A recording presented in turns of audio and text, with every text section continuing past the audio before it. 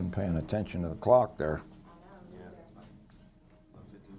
Well, I got 7:14 according to the cell phone, so we're still good.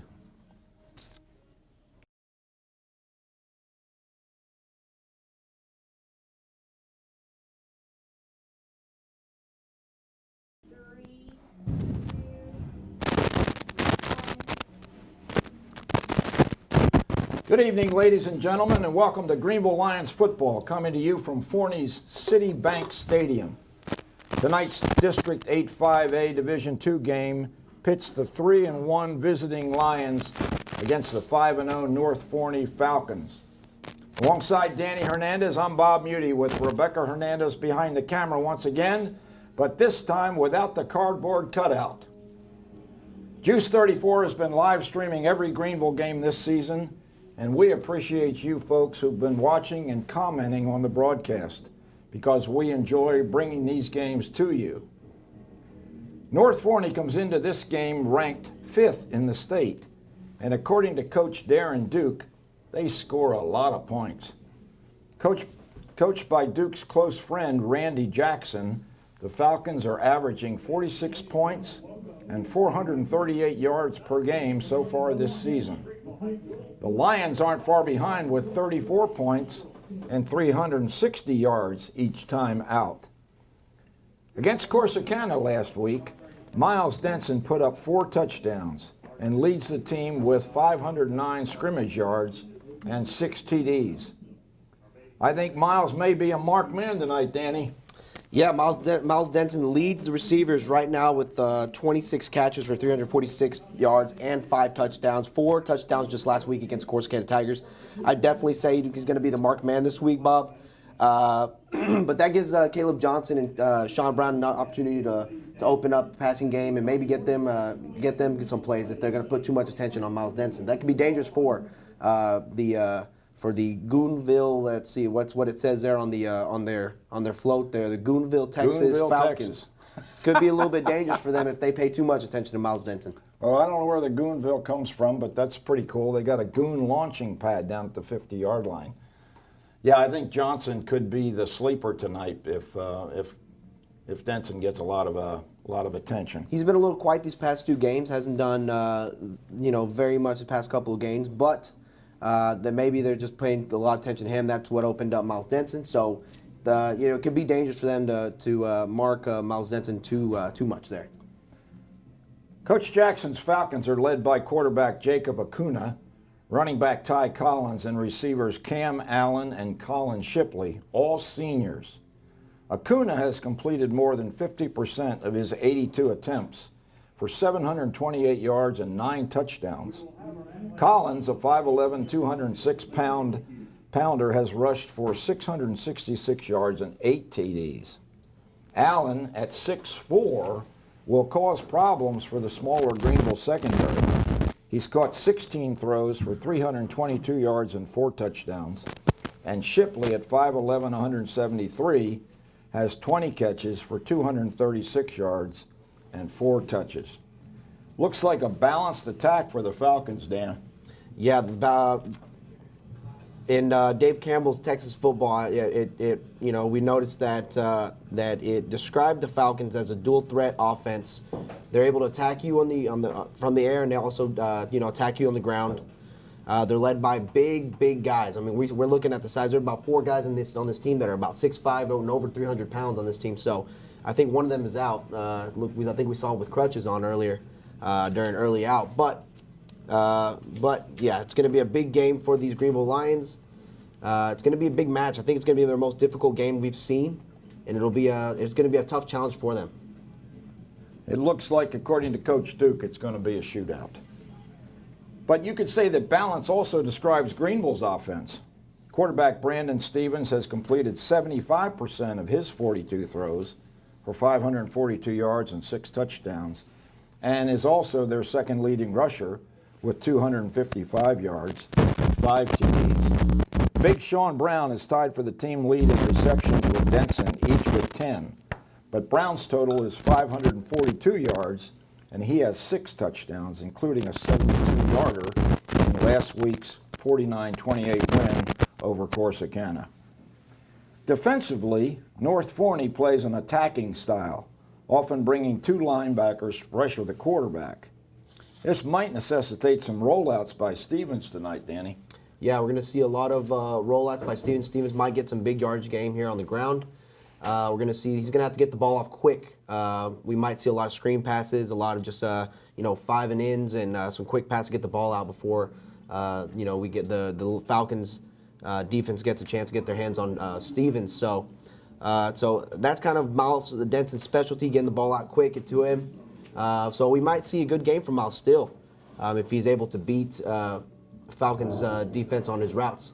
Well, Coach Duke told me this afternoon that he feels like we've got more speed than the Falcons have, but he did indicate that early in the games, North Forney has been creating a lot of turnovers and getting a lot of defensive touchdowns. Yeah, I'm looking at Caleb Johnson having a big game this week.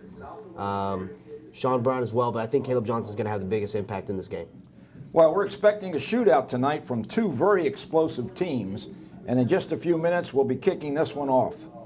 We'll take a short break and be back with the starting lineups for the Lions.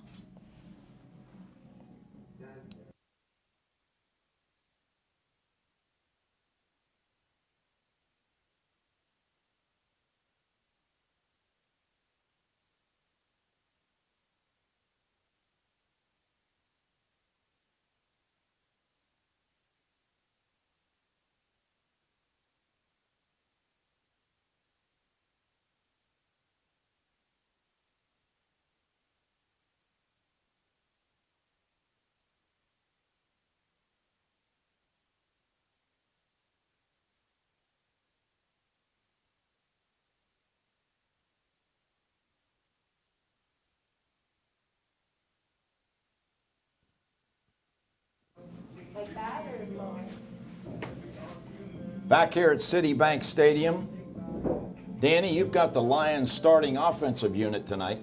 Yeah, I do. So starting at the Greenville Lions offense, on the left side we got GEUS Davis playing the F tonight. They have Caleb Johnson playing left tackle. We're going to have Gregory Just at left guard. We're going to be looking at Wade Moses.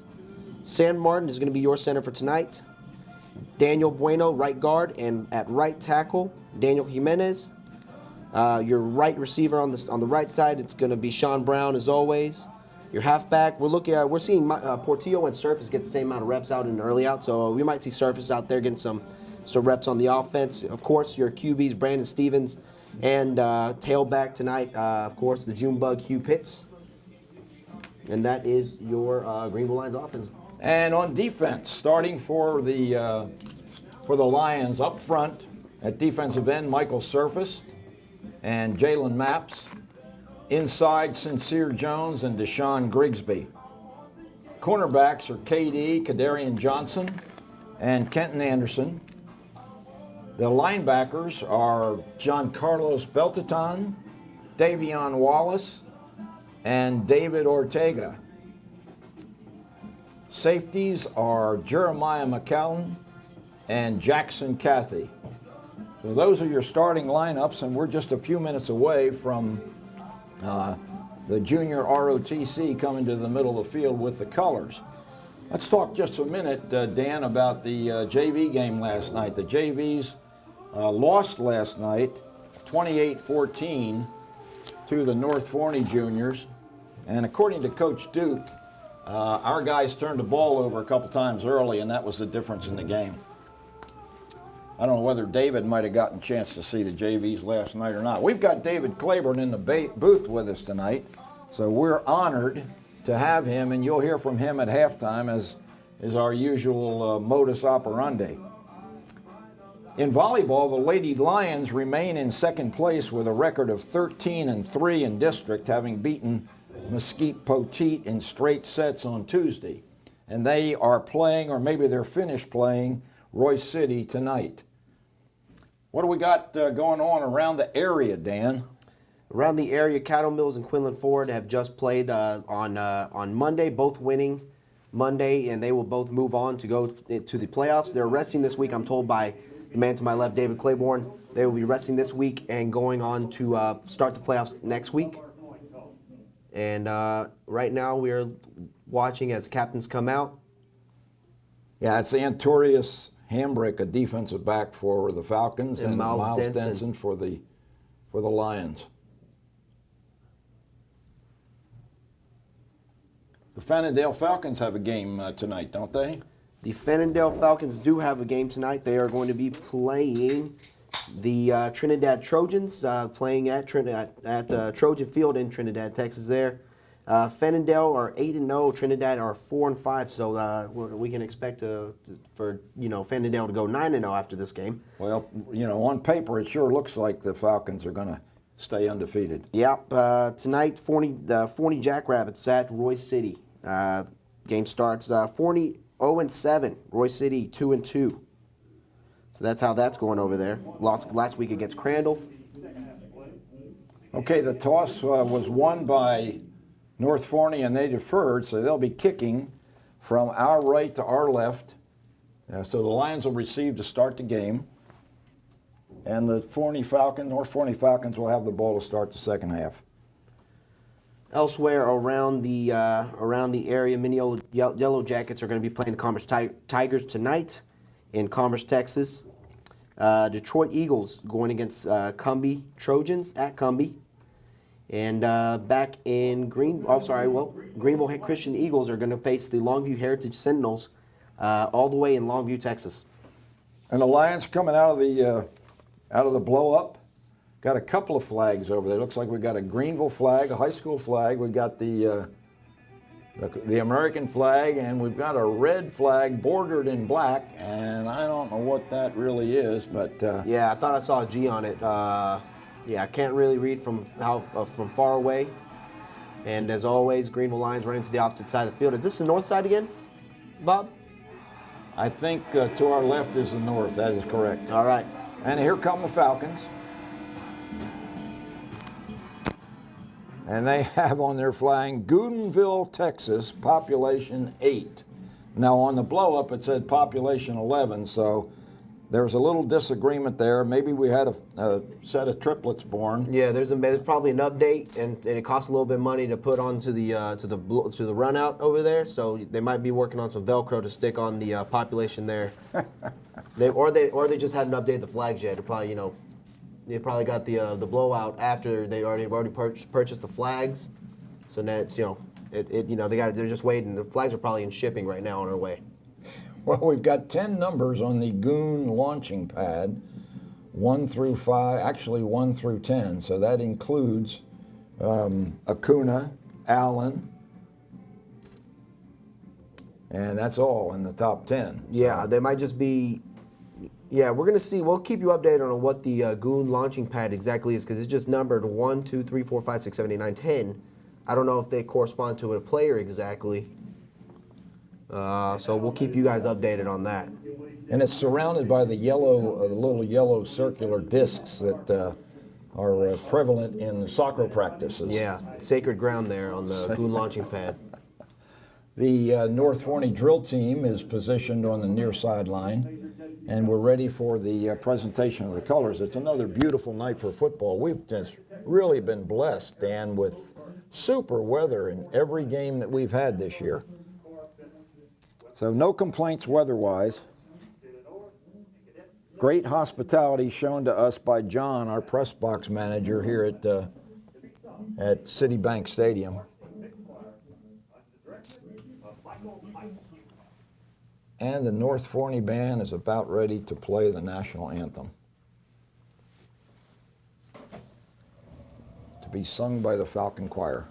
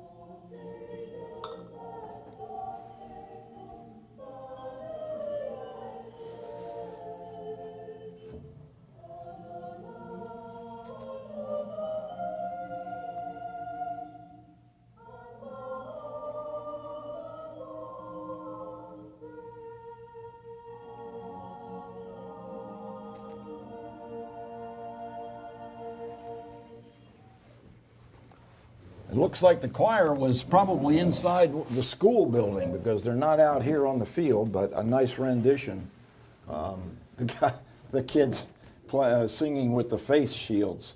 Thought that was kind of interesting. Yeah. Last week we saw looked like the choir students last week in Quartz Canada were singing from their homes via maybe a Zoom chat, which,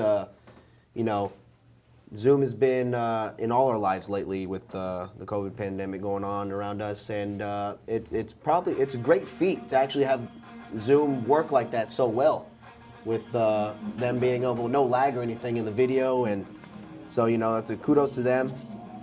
Looks like are we kicking off, Bob? We're receiving. We're receiving. So our receiving team is out on the field right now. The Greenville, Texas Falcons kicking team is lining up on the field. Haven't identified the kicker yet for North Forney, but he appears to have a pretty good leg, Dan. He was hitting them from about the 25-yard line in pregame. Yeah, going back to the weather, it looks like we have some clear skies, 63 degrees tonight as we get this game started. And the kicker is number 25, Ricky Cortez.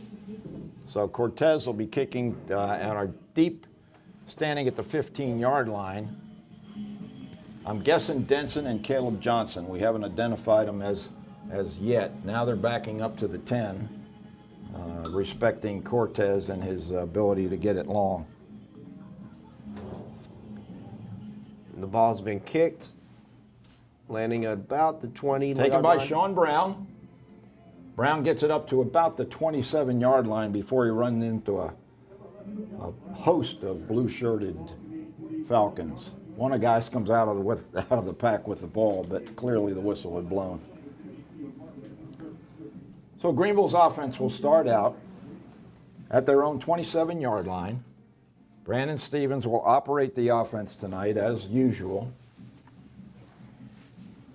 And he'll have Brown, Johnson, and Denson as the receivers, and Hugh Pitts in the backfield with him. Looks like maybe we got Travis Bowers starting at right tackle tonight, so that's a change. Denson in motion. Stevens takes a snap, gives to Pitts. Pitts breaks one tackle, then is hammered right at the line of scrimmage by number 64, Noah Monroe for the Falcons. Yeah, just from the very beginning, that Falcons defense, we saw about 4 guys rush there in the first play. Yeah, a loss of 2, so 2nd and 12 for the Lions. Shaky start. Sam Martin with the snap. Hands to Denson this time to Stevens. And Denson is brought down after a short pickup. That Falcon defense looks like they're going to be pretty stingy, Danny. Yeah, Falcons defense looking like they're going to be pretty good against the run. Big boys right there lined up. Number 99, looks like number 64, number 44, lined up as a defensive line. Third and long for the Lions. Brandon Stevens claps his hand, rolls slightly to his right, penalty flag down, going deep, and it looked like there was some contact, and there's a flag in the defensive secondary as well. In fact, 2 of them. So 3 flags on the play, 1 at the line of scrimmage, and then 2 in the defensive secondary. We'll see if we can sort that out for you.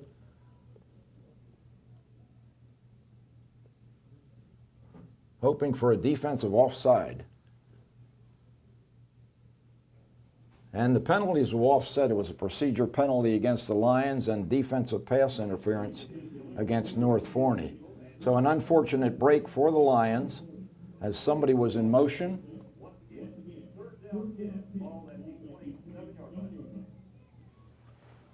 So we'll repeat 3rd and 10 from the 25-yard line of Greenville. They're moving from north to south here at Citibank Stadium. Martin over the ball. Bueno to his right. Stevens drops straight back, now rolling left. Holding penalty just been called as the pass is overthrown. Referee caught somebody in the Greenville offensive line holding on to some jersey, and that would have resulted in a setback, but the Coach Jackson for the North Forney Falcons has declined a penalty as the pass was overthrown. That'll bring up a 4th down, Danny. Yeah, big shaky start for the Lions offense. Only a gain of 2 yards in that drive. You know, we kind of expected this, seeing the size of the Falcons' defensive line. So Greenville's going to have to shake it up in the passing game to get some big yardage here. Isaiah Lowe in punt formation takes a low snap, gets off a low kick. It's a roller, though, and looks like the Lions got it pretty well covered. And the ball rolls down about the 29-yard line of the Forney Falcons. Hunter Waters down there to make sure nobody can run it back. So an unusual kick, but an effective kick by Lowe. Yeah, as long as it rolls that direction, rolls towards that to the south side. That's all that matters there, Bob. And right out of the chute, the Falcons line up in a very unusual formation. They've got 4 linemen and a running back to the left, split way out, and then 4 guys, and then another guy way right. Acuna looking deep, and the ball is overthrown. Pretty good coverage that time by Garrett Phillips, and the cornerback over on that side, I think that might have been Kadarian Johnson. And they go with the same formation again. They have 1 receiver split wide right. I think that's Cam Allen. You can tell because he's big. So Acuna with a running back in front and 2 linemen keeps the ball, and he's run into immediately. Great defensive play that time. I think maybe by Michael Surface. Yeah, it looks like Michael Surface got the tackle. QB tried to keep it, run inside the hole. This line probably blocked it up more than Michael Surface really tackled him, but Michael Surface did end up with the tackle. So 3rd and 11 for the Falcons, as Acuna was thrown for a loss of 1. Now a more conventional formation. Jacob Acuna takes a snap, drops back, looking to the sideline, and nice coverage that time by Kenton Anderson on Tyler Tucker, and that's incomplete. So both offenses kind of shaky starting out here tonight. Yeah, shaky start for both offenses, but great start for the defenses. It's a good start especially for the line secondary. 3 pass plays in the first drive here for the Falcons. So looks like Tucker, the receiver just a moment ago, is the deep snapper, and I think Cortez is our punter as well as our kicker, and he's standing his own 15. He gets a low snap as well, gets a nice high kick away, and receiving it and fumbling it was Brandon Stevens, and I believe the North Forney Falcons have recovered it. So there's the early turnover that we were looking for. Yeah, Brandon Stevens played that a little too far back, juggled it as it popped in his hands, popped out right back out, and was hit. And Falcons recovered it. So a big break for the Falcons. Offense coming right back out. Big momentum shift for them. Bet they're feeling really great about that, Bob. Yeah, that's a momentum changer for sure. The ball was just a little bit further than Stevens expected. Here's a reverse. Looks like a pass. A man's wide open, and he's got it on a low throw, and he's down the right sideline and out of bounds at the 4-yard line. That's number 14, LaMarcus Kirk, who's a defensive standout as well. Yeah, it was a great catch by him, catching on his fingertips on the run. It was a left-handed throw, so that wasn't Acuna. And now we have 2 receivers left and Allen to the right. Acuna hands off to Ty Collins up the middle. And he was actually out of bounds at the 9, so that's where the drive starts, and Collins moves forward for about 4 yards. 2nd and goal from the 5-yard line for North Forney. 9:11 remaining here in the first quarter. Acuna fakes the snap, or fakes the handoff, takes it straight ahead, and pushes forward with a couple of gray shirts on him for a couple of yards. We're seeing a lot of trickery plays here in the first plays of the Falcon drives, both drives. That weird offensive setup, the lineup that they had in their first drive, and then that big reverse play. Acuna takes the snap, hands to Collins. Collins is into the end zone standing for a touchdown. Good job up front by the huge North Forney offensive line. And Ty Collins Scores what, his ninth touchdown of the year, was it? 9th touchdown of the year. He had 8 running so far.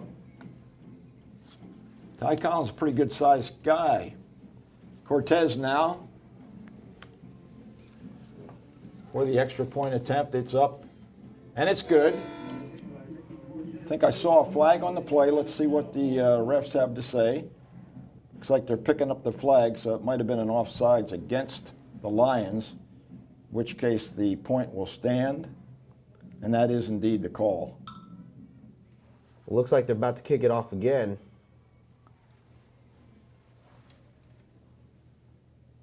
Well, the only thing I can think is they blew the whistle, or no, maybe they're gonna go for 2. The offside penalty is half the distance to the goal, so they'll step it off, and now the Falcons have decided to go for 2. So take the point off the board, still 6-0. Acuna and Collins in the backfield. Acuna fakes to Collins, and he goes in standing up for the 2-point conversion. So an offside penalty against the Lions cost them a point as the Falcons score early off the turnover and go up by a score of 8-0. Yeah, this all began off of Brandon Stevens' juggled, dropped punt reception, and those big plays like that are going to have a big impact on the game, Bob. I was just looking at the flag, and as I indicated earlier, the punt by Cortez seemed to be carrying further than Stevens expected, and he had to go back to try to receive it. Consequently, I think it bounced high off his either chest or shoulder pads, got away from him, and was recovered by the Falcons. Yeah, it looked like it bounced right off his chest, and he almost had it back. He almost recovered it again, but he got hit trying to dive for the ball. So an early hole that the Lions have dug themselves with a turnover, and that was what Coach Duke was worried about. Early turnovers and defensive and attacking defense. So far that's played out for the Falcons. So Cortez lining up now with the ball at the 40-yard line. We do have a big screen to watch the reviews. Here's the kick. It's going to be short, and Brown's going to take it at the 19. Goes to the middle.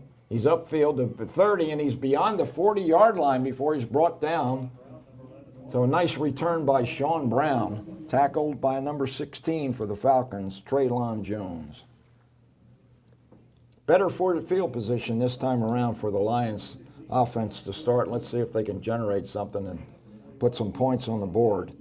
8:35 remaining here in the first quarter at Citibank Stadium, a beautiful facility and a great press box for us to broadcast a game.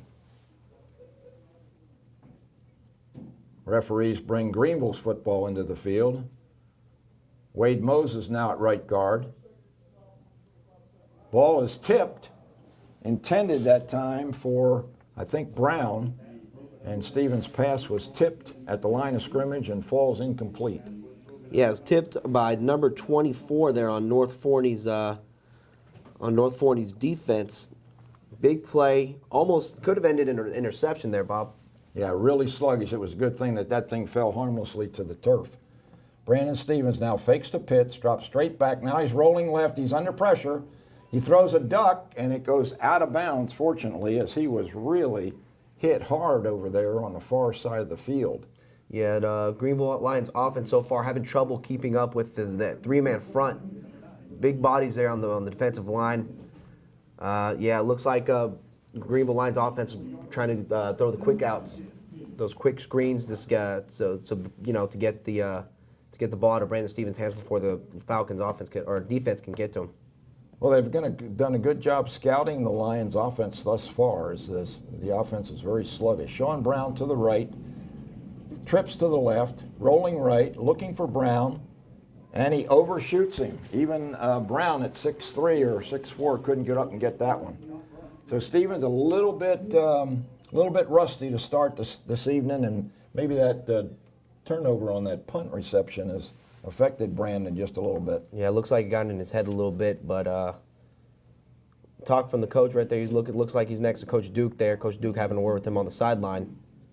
4th and 10, so low, back in punt formation. Just barely gets it away, gets a nice kick. North Forney decides to just let it bounce and roll. Looks like it's going to roll dead at about the 20-yard line, down there by K.D. Johnson. So North Forney now will go with their third offensive series. First one was completely unsuccessful as the Lion defense stood solid. However, after the turnover, it didn't take North Forney very long to punch one into the end zone. Yeah, if I was Greenville Lions defense, I would suspect a big pass play, a reverse play, or something big. They've been starting off these past couple drives with trick plays. Grigsby and Maps on the right side of the defensive line for Greenville. Hand off to Collins. Collins busts up to about the 24-yard line for a pickup of 4 yards.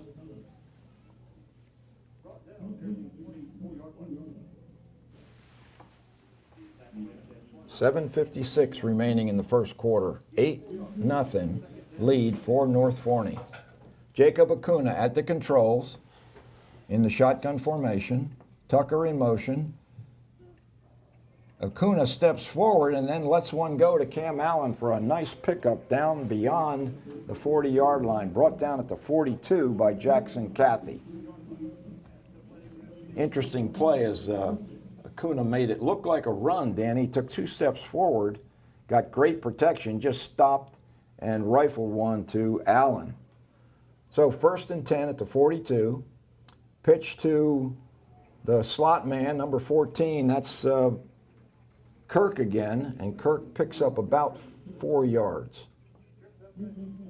We expected to see Kirk on defense tonight, but he's getting some time on offense as well. Yeah, and you expected, I mean, you called that a little bit earlier during the early out. You saw that the quarterback was practicing that fake handoff and the throw downfield, so. Yeah, a lot of play action. Here's the fake this time, and Acuna is trying to get the right side, and he's got the corner before he's pushed out of bounds over there by Garrett Phillips. Just short of the first down, I believe. Yeah, that should have been a tackle for a loss, but the quarterback Acuna made a big play out of nothing there. Made lemonade out of lemons. Showed pretty good speed. He's a big kid at 5'11", 193, but showed good foot speed there. All right, so 3rd and 1. Acuna fakes again and finally gives to Collins, and Collins is close to first down yardage. I think he has it. They're going to spot the ball at the Greenville 47-yard line, so it'll be 1st and 10 for the Falcons. 2 quick first downs on this drive for North Forney. Collins now splits wide to the right. Acuna sends a man in motion to his left, and he should have been buried, but there was enough from surface and maps to cause Acuna to lose his balance, and it's a big loss of about 7 yards. Yeah, and that's the first tackle for a loss that the Lions had tonight. Big play from Michael Surface and Maps there. I'm looking for more of that here in this drive to kind of tone down the momentum the Falcons are riding on. So it's going to be out 2nd and 16. Ball on the North Forney 47. Acuna drops back, throws a screen pass that Collins can't handle. It falls harmlessly to the turf. That'll bring up a 3rd down and long. And that was good pressure from Michael Surface, pressuring the quarterback to throw the ball out a little bit quicker than he would have. Good job by both defensive ends so far for the Lions. Sincere Jones and Deshaun Grigsby inside those 2 guys. Acuna now looking deep. He's got 15 down there and covered there by Jackson Cathy. The ball is incomplete. Jackson Cathy a little lucky there. Has to get his head around, or else that next time that could be a pass interference. Yeah, that was Shipley. Yards. That was Shipley, one of the leading receivers, Colin Shipley down there, and Cathy was right with him. The ball just, both guys went up for it, and neither one came down with it. So good defensive stop by the Lions. Steven now expecting the punt from Cortez. Punt goes over his head. Cortez is going to try to get it away. Surface has him, and he gets away from Surface and gets the punt off. Stevens fields it, goes backwards, and he is brought down at the 32-yard line. I'll tell you what, some pretty good speed that time by Amariu Stewart. Yeah, I really thought Stevens was going to get away. Stevens caught it at about the 35 and retreated, tried to get the corner here on the near side, but didn't have enough speed. And that was a good play by the punter getting the ball out. Michael Service should have had the tackle. Yeah, that would have been huge if Surface could have hung on to Cortez. That was an opportunity for the Lions that they missed. Greg Just coming out now. And he'll line up a left tackle next to A-Rod, Martin, Moses, and Bowers on the right side. Stevens now in the backfield, takes a snap, keeps it himself off left tackle, and he is stopped at the line of scrimmage. Little side note for our viewers, I'm looking down at the Goon launching pad, and looks like it's not sacred ground. I've seen about these cones get kicked around by various players, stepped on. There's a kid right on it right now. Ball boy's stepping on it, so don't know exactly what's going on there. I think that's Coach Jackson that was standing on that just a minute ago. All right, 2nd and 10. Hand off to Pitts. Pitts is just absolutely engulfed. The ball came out. I think that was after the whistle again, but Hugh Pitts, just no running room whatsoever. He stopped for about a 3-yard loss. Lion offensive line is just not able to handle the defensive front for North Forney thus far, Dan. Yeah, it's basically just a negative running game for the Lions tonight. They haven't really been able to get past 5 yards past the defensive line. Yeah. All right, so 3rd and 12. Ball's resting at the 32-yard line of the Lions. Pitts and Stevens in the backfield. Stevens takes the snap, is looking deep. He's got Denson, and Denson can't come up with it. He had to turn around. The ball was thrown kind of behind him and to his right, and he had to do a 180 to try to catch up to it, and that's another missed opportunity for the Lions. Huge missed opportunity. Denson turned around successfully, had the ball right there, just fell right in between his arms. He just couldn't, close down on the ball quick enough before it left his hands. Throwing it over the wrong shoulder. So Isaiah Lowe with the punt. This time it's much higher, and it bounces back toward Greenville's goal line and is down by Davion Wallace at the 47-yard line of Greenville. Now they're spotting at the 46. So just about a 15-yard punt that time by Lowe. And a good field position this time for that huge offensive line and Jacob Acuna of North Forney. 1st and 10 from Greenville's 46. Another big challenge for Greenville's defense. In motion goes Tucker. Acuna has the ball, and he goes straight up the field for a pickup of about 15 yards before he's brought down by Jeremiah Wofford, or by Elijah Wofford. Make that Garrett Phillips. Gray uniforms with red numbers. Not real easy for us to identify tonight for the Lions. Motion to the right, Acuna looking left. Now he's going to scramble to his right. Surface has got a hold of him, but he's gotten down for positive yardage to about the 25-yard line. Yeah, Michael Surface has to drag him the other way. He tackled him, helped him gain a couple more extra yards on the tackle there. Well, we said Acuna was about 5'11". Surface is about 6'4". 2nd and 5 for the Falcons. 25-yard line in Greenville. Tucker in motion. Hand off to Collins. Collins up the middle, runs over a defensive back, and is still going down to the 5, and he's tackled at about the 1-yard line. Absolutely ran over. I believe that was Jackson Cathy. Wow, he's a load. Oh, yeah, he put the hit stick on Jackson Cathy there. He'll enjoy watching that film tomorrow. Yeah, Jackson Cathy won't. No. Yeah, he's going to cringe as he sees that, because and he's one of Greenville's better tacklers as well, but Collins just had the mojo going on that one. Yeah, I felt that from over here. First down, hand off to Collins, and Collins is into the end zone for the Falcons' 2nd touchdown. So 2 early scores, one off a muffed punt and another off a very short punt by Greenville. 3:01 remaining And the Falcons have a 14-0 lead with Ricky Cortez about to try to add point number 15. Snap is good. The hold is good. The kick is good. It is 15-0 in favor of the Falcons. We will take a short break and catch our breath, and maybe the Lions can catch theirs.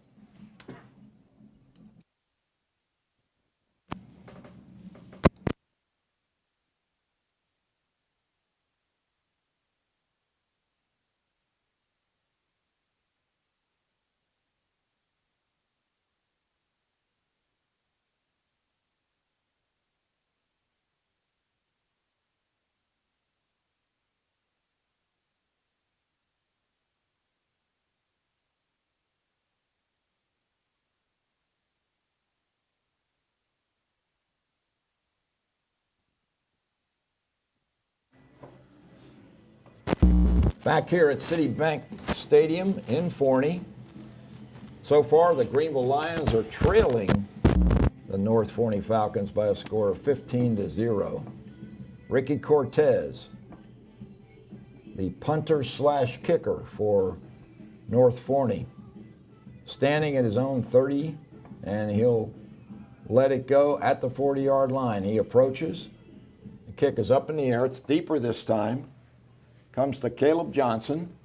Johnson running to his left, trying to get the left corner. He's got an opening, and he loses his footing at about the 24 and slides down at around the 26-yard line. Looked like he had an opening there, but just lost his footing. Yeah, lost his footing on the cut going north and south. It always hurts me to see him running east and west on kickoff returns like that. I tend to feel the same way unless they had the return set up that way. So a lot of shuffling now again with the offensive line for Greenville. They're looking for a combination that'll be successful. Two running backs this time, Denson and Pitts on either side of Stevens. 1st and 10. Stevens has an option and he tries to keep it, and he cannot get to the line of scrimmage. Yeah, he saw an open hole. I saw what he saw, but the linebacker from the Falcons was quick to hop on him just immediately after a 2-yard gain there. You know, we thought that we were going to have an advantage in speed tonight, Dan, but I don't really see it. Yeah, I mean, but by the look of the size of these guys, I'm thinking the passing game is where we'll have more success tonight. Well, it's a loss of 2, so 2nd and 12 for the Lions as they're having trouble getting positive yardage.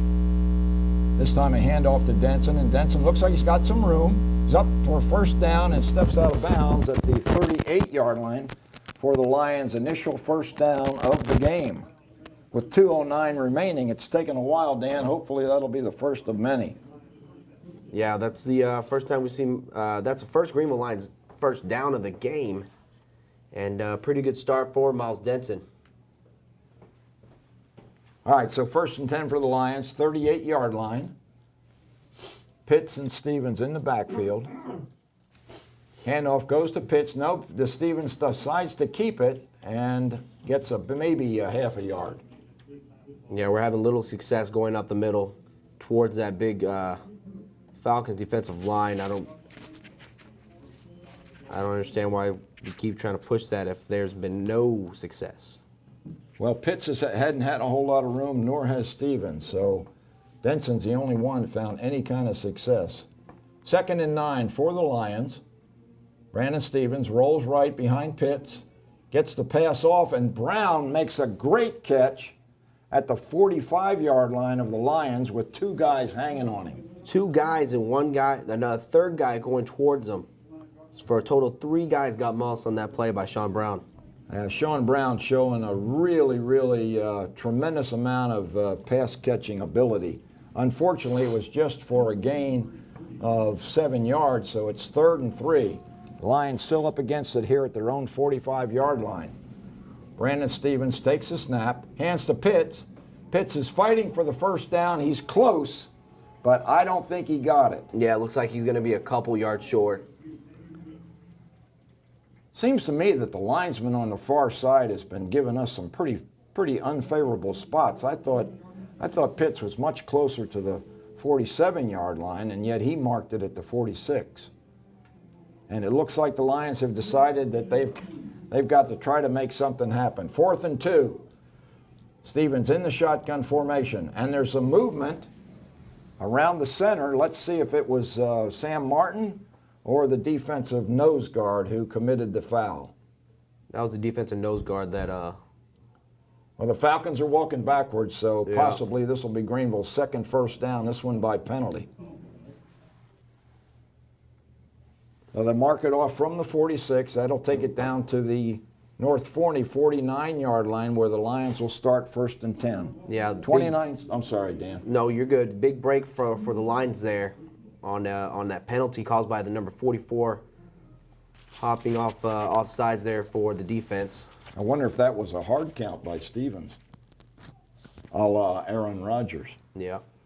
All right, so 1st and 10 for the Lions. North Forney 49-yard line. Brown and Denson split right. Handoff. No, it's fake. And a quick pass. And that's Caleb Johnson. He's got some room. He's down to the 30, 35, 20. 20, and he's thrown out of bounds at about the 11-yard line of the North Forney Falcons. Nice fake by Stevens to Pitts. He takes 2 steps and fires a sprint out pass to Caleb Johnson, who breaks a tackle and shows off some great speed. Yeah, the big shake there on the outside by Caleb Johnson to get the quarterback for the Falcons to miss, and that's really what allowed him to get that big yardage on that play. But I thought that Brandon Stevens underthrew that pass looking at it at the beginning. Yeah, Johnson definitely had to take a step back and catch it at about his waist. Mm-hmm. But when he broke that tackle, you knew that he was going to put up some good yardage, and he very quickly motored down the field before being thrown out of bounds. And that is the end of the first quarter. Yep. So the first 12 minutes shows 15 for North Forney and a big fat goose egg for the Lions. But they're on the move. They'll be starting. They've got now their 3rd first down on this drive. First 3 they've had this evening. And they'll be starting at the Falcon 11-yard line when we resume. Things looking a little bit better here, Dan, with these first downs. Yeah, the Falcons have a very strong run defense. It looks like their pass defense isn't it's strong as well, but we've had better luck in the air rather than on the ground. Yep. Okay, so both teams back on the field. A much tighter formation this time for the Lions. Nobody split wide. Now they motion. Stevens was actually up under center. We got trips right, and he rolls right. He's got a man in the end zone, and Denson has it for a touchdown. Ran right past the defender, showed some speed, and Brandon Stevens put it right on the money. Huge play by Brandon Stevens and Miles Denson. That was a beautiful pass. So the Lions click early here in the second quarter. Put up a touchdown, and now Archer O'Neal, who was successful on 7 out of 7 last week, out of the hole to Garrett Phillips with Jeremiah McCallan as the deep snapper. Snap, hold, kick is up, and no good. So I guess I jinxed him, the old broadcaster jinx there, but there is a penalty. Looks like there's a penalty by the defense. Might be roughing the kicker. Yeah. So maybe the Lions, let's see if they decide to go for 2. Yeah, it looks like the Lions offense coming out onto the field. Wouldn't this be ironic? Yeah, really. This is really, really a strange set of circumstances here. The Lions are down 15, so they could use a 2-point conversion, and here comes the offense back onto the field. You can bet that Coach Alexander, the offensive coordinator for Greenville, has several 2-point plays in his book. And let's see what they decide. They've got Denson and Brown to the right and Caleb Johnson left. Stevens has it. He's in trouble, and he is thrown down back for a huge loss, which doesn't make any difference except for the fact that no 2 points for the Lions. Yeah, that could come back to bite us towards the end of the game if it becomes a tight game. No question. Extra points always play a big part. So with 11:56 remaining in the second quarter, the Lions trail North Forney 15-6. We'll take a short break while we're waiting for the teams to line up and be back with you on GEUS 34.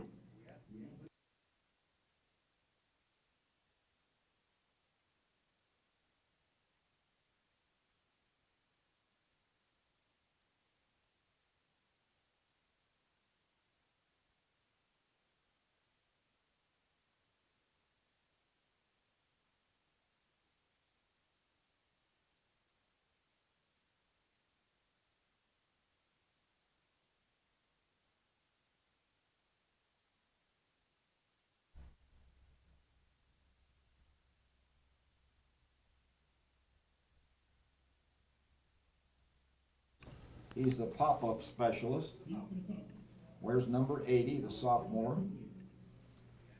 And it is indeed a short pop-over kick taken at the 28. Here's a reverse and some room. Here goes down the right sideline. One man to beat. He beats Oatmeal and still going to the 5 and pushed out of bounds. Good hustle there by K.D. Johnson, prevents a touchdown. But that little reverse action on the return really confused the Lions coverage team. Yeah, we're seeing a lot of trickery here in the out for this Falcons offense, and now Falcons special teams doing a lot of mismotion and misdirection here. Well, you can see how North Forney's a variety of different plays. Okay, we're set up now with a 1st and goal, and the handoff goes to Collins, and he's hit immediately. Nice play by Davian Wallace from his linebacker spot, prevents prevents a touchdown, gain of only 1 yard. 2nd and goal from the 1 for North Forney, already leading 15-6. 11:21 remaining here in the first half. Collins gets a handoff again. He runs into a bunch of folks. I don't see a signal, and he is not into the end zone. Great job by the defensive line, and again by Davian Wallace, who got the Hammer Award for his play last week against Corsicana. That was a heck of a play by him, again stopping on the 1 yard line, Bob. 2 stops in a row. Nice goal line defense displayed so far by the Lions. Let's see if they can force yet another one. Acuna more than likely will fake to Collins this time. He doesn't. He gives it to him, and he's just barely into the end zone for the touchdown. Credit that Lion defensive front for putting up a great stand. Just couldn't quite hold the 206-pounder out of the end zone on that 3rd try. So score goes to 21-6. And the Falcons lining up for yet another 2-point conversion. Acuna keeps after a nice ride of Collins and walks into the end zone easily. You got to be impressed with this North Forney offense. They are really well schooled. It was a nice ride by Acuna as he kept the ball in Collins' belly for quite a while before pulling it out and waltzing into the end zone for an easy 2. Yeah, that was a good read by the quarterback, Acuna. But like you said before, a good shout out to the Greenville Lions defense for putting up a good fight there on the 1 yard line. 23-6, 10:42 remaining in the first half. Cortez now will kick off again for the Falcons. He's getting a lot of work down there, as the Falcons have put up 3 touchdowns, 2 2-point conversions, and 1 PAT.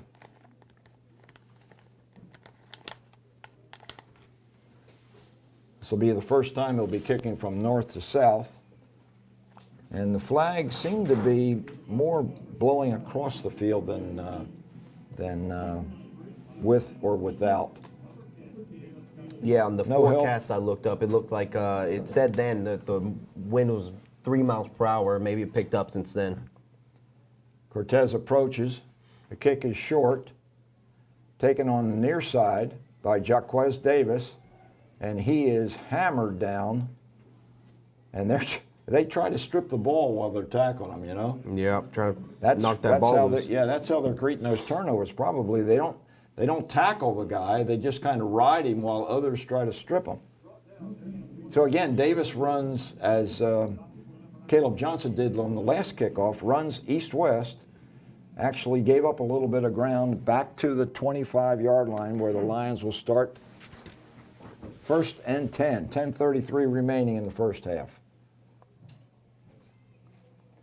Brandon Stevens has got to get the offense going here. Denson in motion, fakes it to Denson, trying to go right, and there's just not anything going, and there's some laundry on the field, and it's going to be another holding call against the Lions.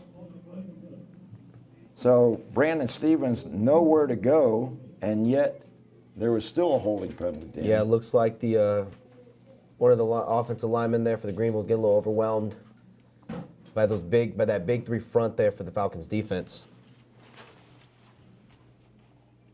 There's some really big boys in blue down there. Yeah, Brandon Stevens keeps running to a brick wall down the middle there. They are now on the 10-yard line. Oh, sorry, 15-yard line. 15-yard penalty from the I guess the spot of the foul was 5 yards back, so Stevens has got a long row to hoe. And his first pass is very nearly intercepted on the far side, intending for Sean Brown. Yeah, that wasn't a great throw, wasn't a great read there. Brandon Stevens trying to make something out of nothing. Could have ended badly could have ended in an interception and another turnover we don't need. That might have been Stewart on the defensive coverage over there. He's manning up against Sean Brown. Brown was in the area, but Stewart just had really good coverage. Second down and 25. This time he tries to find Caleb Johnson, and the ball is knocked down again at the line of scrimmage. That's the second time tonight. By the same player, number 24 there for the for the Falcons defense is Donovan Holt. He is 6 foot. The 6-foot senior batted down the ball for the second time. North Forney Falcons are well schooled, both offensively and defensively. They've made some individual plays tonight that have just been outstanding. Greenville really struggling on this after the holding penalty. Ball is resting at their own 15-yard line, and they need to get to the 35 for a first down. And the Lions called timeout. The play clock was winding down. It was about 3 seconds when timeout was called. Probably a good timeout. You know, they've got to get their act together here, and they're really struggling on the offensive side of the ball. Yeah, they're really struggling to find a rhythm on the offense. Defense gets out so quick that the offense doesn't have a chance to catch a break and find their rhythm. Find a way they're going to get past this Falcons defense. And I'm saying it's in the air. We've seen some success in the air.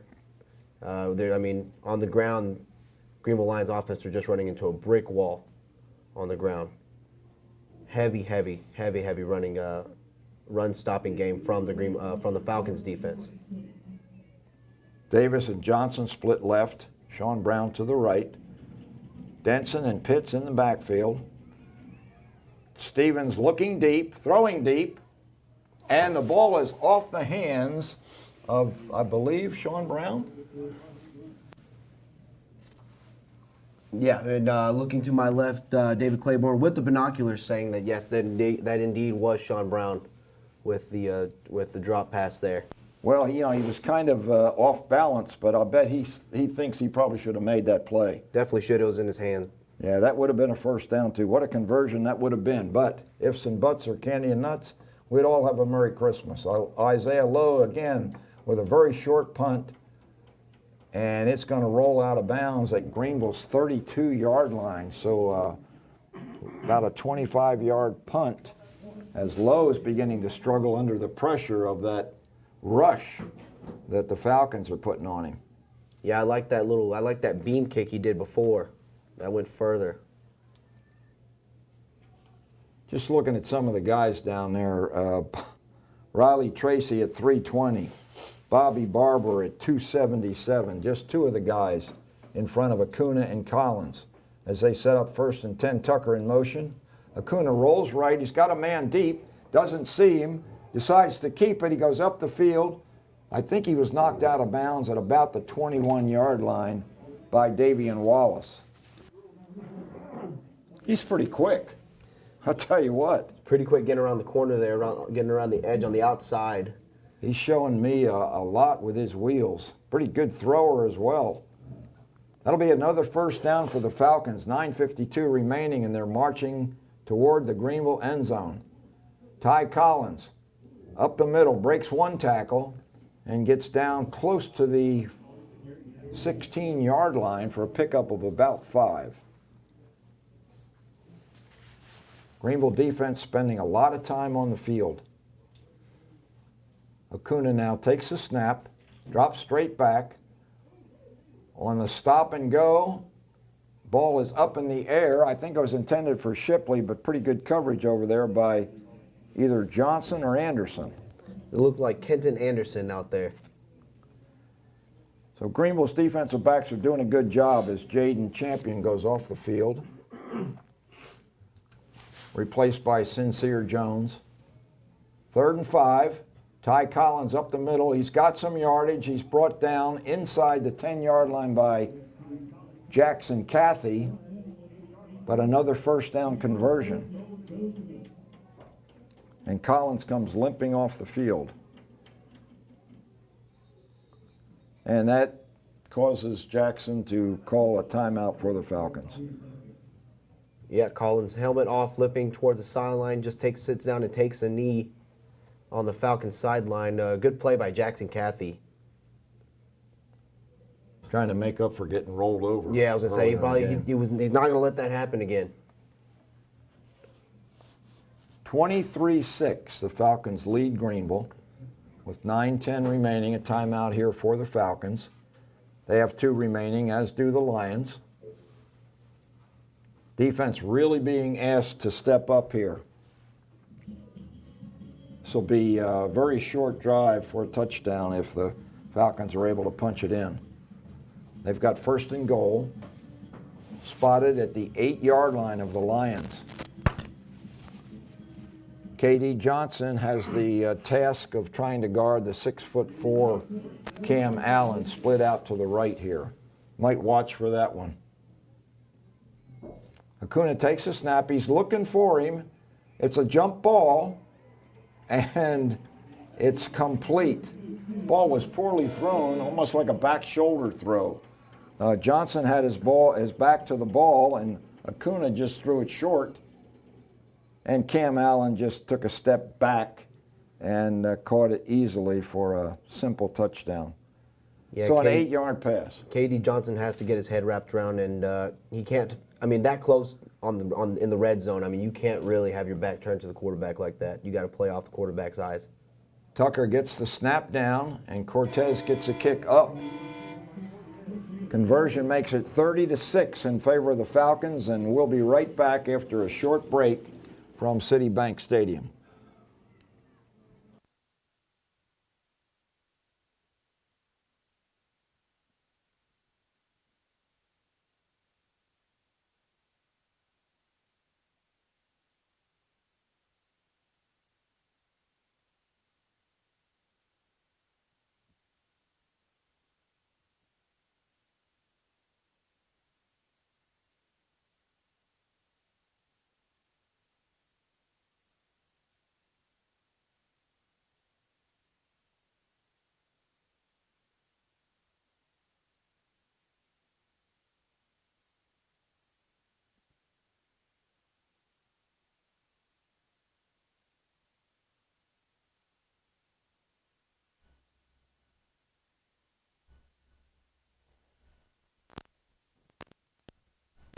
Can't throw around out there.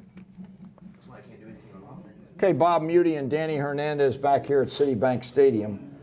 Lions with a huge deficit right now of 30-6 with 9 minutes and 4 seconds remaining in the first half.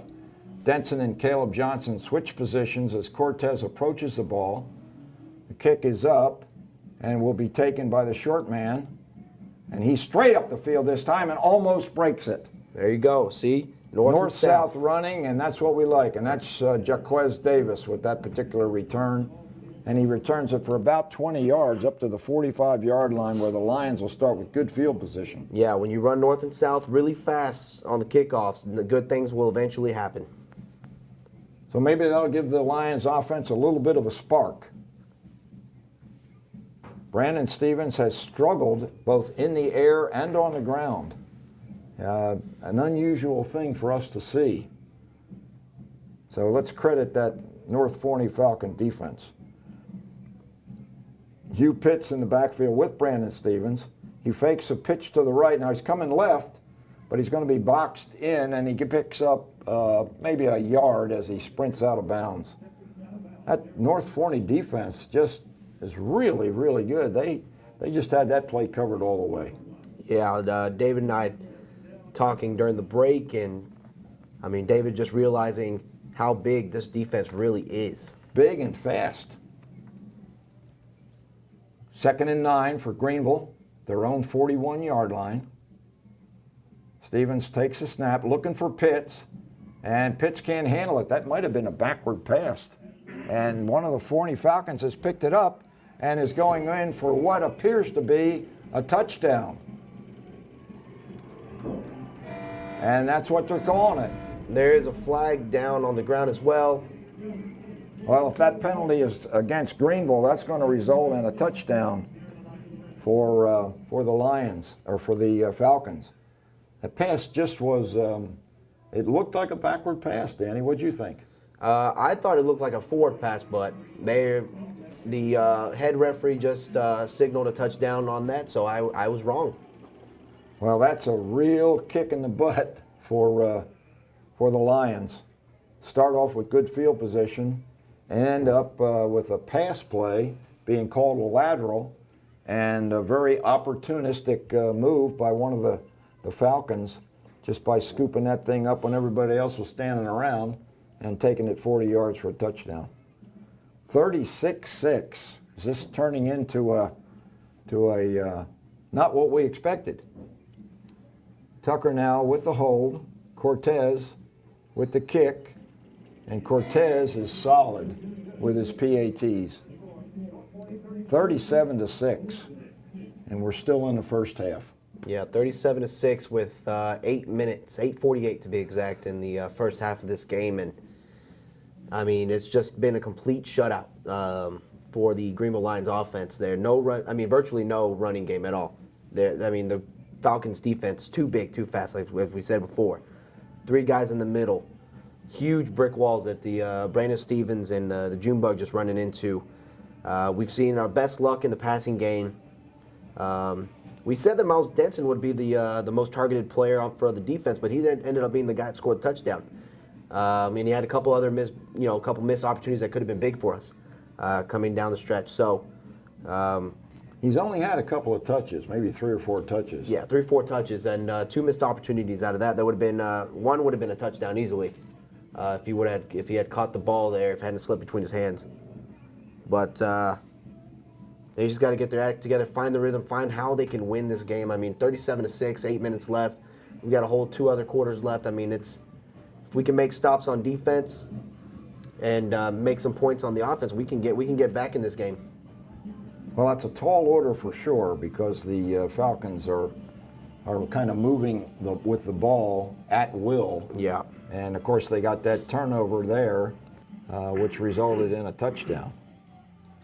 So Cortez will be kicking to Caleb Johnson and Miles Denson. He kicks it low, and it bounces off one of the Lions. And let's see who recovered it. It's at the 48-yard line of the Lions, and we're not sure. Josh Luna there on the, and referee signals that it is Lions ball. And it looks like Jackson Cathy on the ball. A good job by the junior defensive back.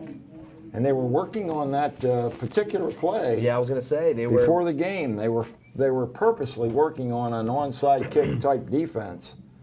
And Coach Jackson, with a 31-point lead, tries an onside kick. Now, what the heck is that all about? It's just he wants to punish these boys, man. I'll tell you what.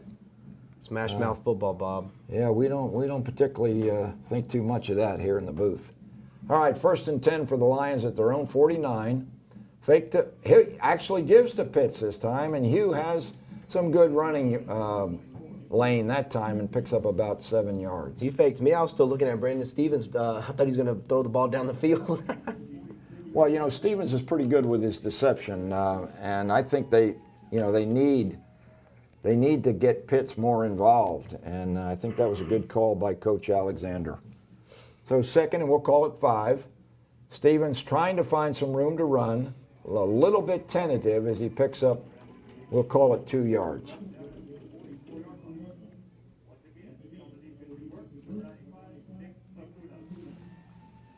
What do you think about Stevens keeping the ball? He's not really had much success tonight, Danny. Yeah, definitely not having that much success. But I'm looking at the three-man front there for the for the Falcons defense. Number 99, Rod Brown, 6'1", 272.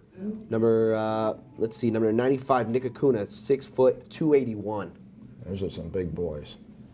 3rd and 4. Downfield. Oh my! Denson was down there on the pass from Stevens. And did he see the ball coming? He saw the ball coming. It looks like the ball's by maybe about 3 or 4 yards in front of him. He couldn't really stretch his arms out to make the play on that. He could maybe could have dove for the ball. Well, I didn't see much of an attempt. He had a step on the defender, Antorius Hambrick, the captain. The Lions are going to go for it on 4th and 4. Ball at the 44-yard line. Rolling right is Brandon Stevens. Now he's in trouble, and he's going to be thrown for a loss back at midfield. The Lion offensive line has just been overwhelmed tonight by the blue-shirted Falcons. So they turn the ball over on downs and give Jacob Acuna another short field. Yep, give him 7 minutes to score another touchdown if they can. Lions defense really need to. They really need the break. They really need a break. They've been on the field a little bit too much. No question that the Lions team is struggling, and quickly to the line of scrimmage are the Falcons. Jacob Acuna directing traffic, has Shipley in motion, rolling right, finds Allen downfield at about the 42-yard line of Lions, tackled there by Garrett Phillips. Gain of 8, 2nd and 2. Falcons once again quickly to the line of scrimmage, going tempo. Trips left, Allen to the right. Jacob Acuna has Tucker in motion. Hands to the running back, who is now not Collins, it's number 28, Jermaine Oakley, and Oakley is ahead beyond the sticks for another Falcon first down.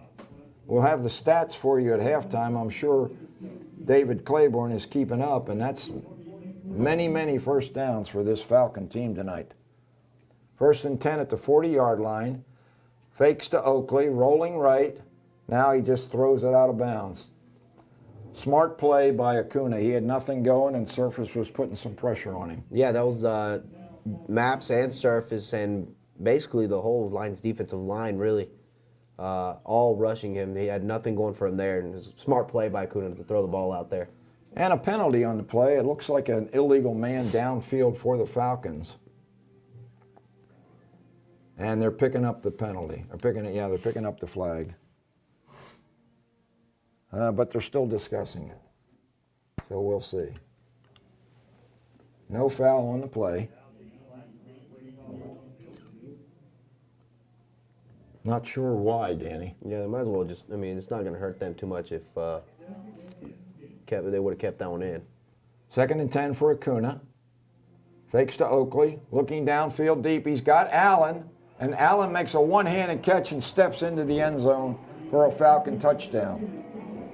Covered there by K.D. Johnson, but Cam Allen just had a little bit too much speed for K.D., and the Falcons score quickly again. Wow, this is a big number. Yeah, that's Cameron Allen's 18th catch for, 5 touchdowns now this season. Well, I got to believe he's a Division I prospect with his size and his skill level. 6'4", 222 on the program. Cortez now with the extra point. Brings the score to 44-6 in favor of North Forney. We expected a shootout by both teams, Yeah. but we're getting it by one team. Greenville is shooting themselves in the foot, and North Forney is shooting the lights out. Yeah. We'll be right back in 60 seconds.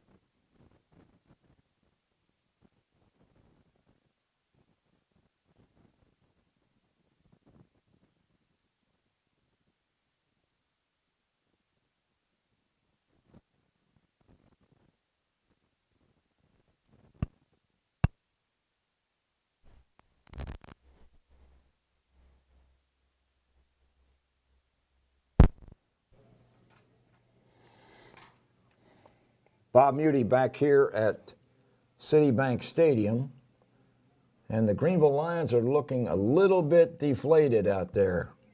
6:21 remaining, and they trail by 38 points to North Forney's Falcons. Here's the kickoff. Looked like the Falcons might have been offsides. Kick comes down to Caleb Johnson. He's up to the 20, going east-west, brought down at the 19-yard line on a big hit. Huge hit that time by Donovan Holt.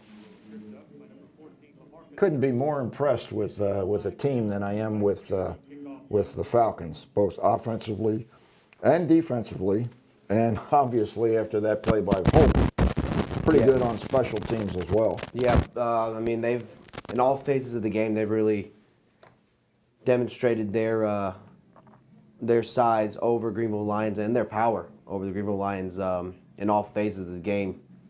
And the referees did catch that offside by the Falcons, so it's going to be a re-kick from the 35-yard line. So the Lions catch a break, and they certainly need one. Yeah, whatever we can get, we will take. The kick coverage team for the Falcons gets down the field in a huge hurry. They covered that 40 or 50 yards to Caleb Johnson real fast. Johnson and Denson deep. Johnson standing at the 15, Denson a little bit deeper at the 10. Cortez has shown different distances with some of his kicks. Maybe purposely, maybe just the way things go sometimes.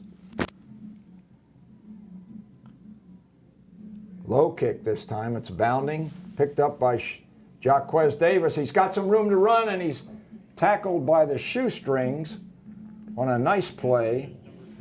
And he's down to the 45-yard line of the Falcons. Another big break, thanks to Jaquez Davis there on the return to get the ball on the 45-yard line. Good field position coming down for this drive. Let's see if we can make something of it, Bob. They've had good field position, have the Lions, a couple of times tonight and have been unable to get anything going. The Falcons are just winning the line of scrimmage, both offensively and defensively. Brandon Stevens struggling tonight, fakes, gives to Denson. Denson jitterbugging, and once again, Miles Denson finds some success. Yeah, he might be just shy of the first down, and looks like he may be.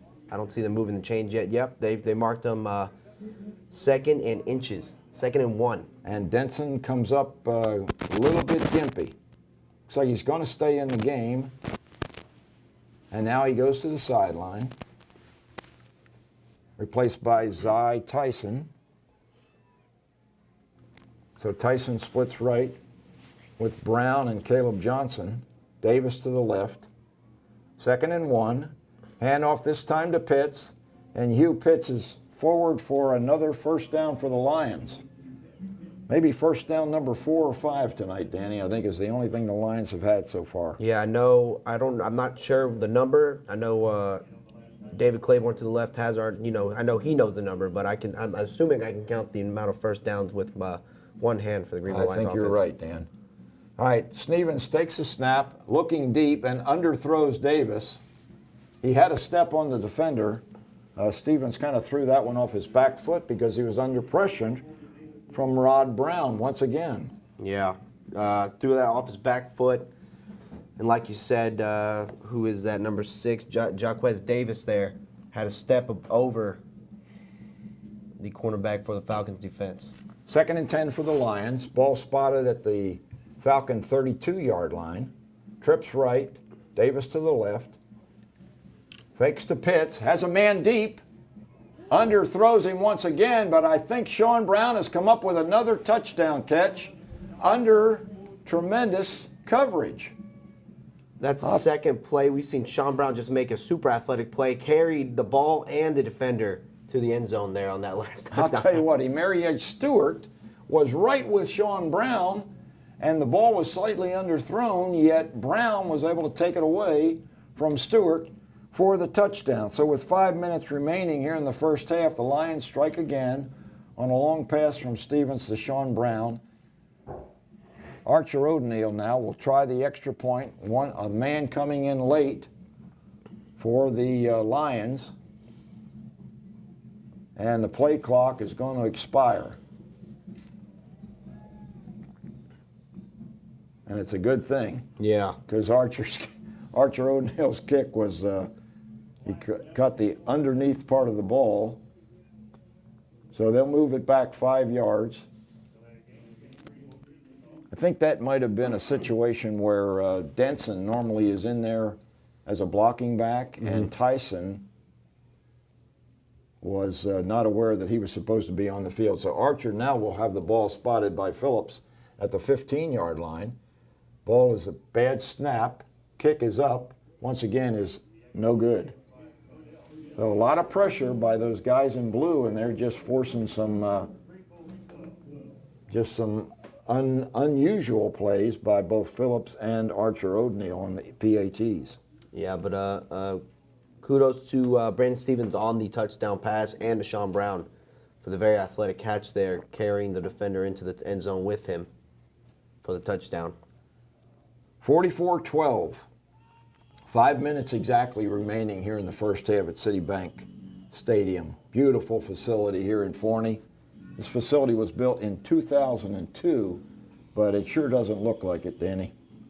Yeah, stadium is beautiful here. We have a better view than most games that we have. We're really up high, and here we're at a good eye level with the stadium. We intake all the action, and we can, for the most part, see every jersey number pretty well. Speak for yourself. Oh, sorry about that. The Greenville Lion fans have turned out in much better numbers than last week against Corsicana, but they're seeing a game much to their dismay. And now Andrew Ibarra is going to take over the kicking duties. Just brought up from the JV squad last week, and Ibarra's kick is high and deep, comes down at the 5. Another reverse. See if the Lion defensive coverage team handles it better. I think that might be Shipley with the ball. And indeed they do, and they force him out of bounds at the 29-yard line. Good kick coverage that time, as the reverse doesn't fool them nearly as badly as it did on the last kickoff return. Yeah, I think I don't want to say it. Well, I'm not going to say it. I'm not going to say it, Bob. I was going to say something, but I'm not going to say it because I don't want to jinx anything. All right, keep it in your pocket. Yeah. 44-12. Lions trail big here in the first half to North Forney's 5-0 Falcons. Jacob Acuna hands this time to Oakley, and Oakley moves forward for about 2 yards. So Ty Collins, I don't know whether we see him down on the sidelines or not. Danny, do you see number 21 down there anywhere? I think I see him on the bench right now. I think the tent is covering exactly where he is sitting, but... 2nd and 8. And there's Collins in the game, as a matter of fact. Oh, there you go. All right, speak of the devil, and Collins moves forward for about 5 yards. Behind that huge offensive front. William Bressy, 6'5", 345 is the center for North Forney. Collins again with the handoff. Very close to first down yardage. We'll have to see where they spot it. And it looks like the linesman has already decided that he's got the first down. I don't know how that guy can make those calls so quickly over there. I got to question his judgment just a little bit. Yeah, I'm right parallel to the first down marker, and yeah, he got ahead. He got ahead of that first down marker there. So first down for the Falcons. Spot the ball at their own 39-yard line. Collins once again up the middle, and a nice tackle there by Davian Wallace. Wallace has had another good game from his linebacker position. He stops Collins after a gain of 3 yards. 3:22 remaining, clock winding down here in the first half. Jacob Acuna, senior quarterback, looks downfield, wants to go deep, looking for Cam Allen, and he's got him. He had beat Johnson, and the double coverage coming from the safety makes the catch at around the 15-yard line and steps out of bounds. Check that. We'll spot that at the 17-yard line of Greenville. Jacob Acuna, beautiful throw and nice catch by Allen. Yeah, he's Kadarian Johnson has been on him the past 2 games. Handoff this time to number 9, Akinimo Asuquo. Try that one 3 times. I'm good. You're good? Yeah, I'm good. I don't want to fumble around that one. But senior running back, 6'1", 211, and he's a third stringer. Oh, my goodness, they've got a stable of athletes here in Forney. 2nd and 8 for the Falcons. Jacob Acuna fakes the handoff, tries up the middle, gets stopped. Now he's got the outside. Penalty on the play. A flag is down. That's holding on the offense. That was holding from Colin Shipley. And Acuna was stopped for virtually no gain anyway, so I'm sure the Lions will probably take the walk-off. Acuna tried up the middle, ran into a brick wall, and just bounced it outside, and looked like he was going to get some good yardage. And then the Lion defense just stepped up and strung him out. He falls down, and now the ball is moved back.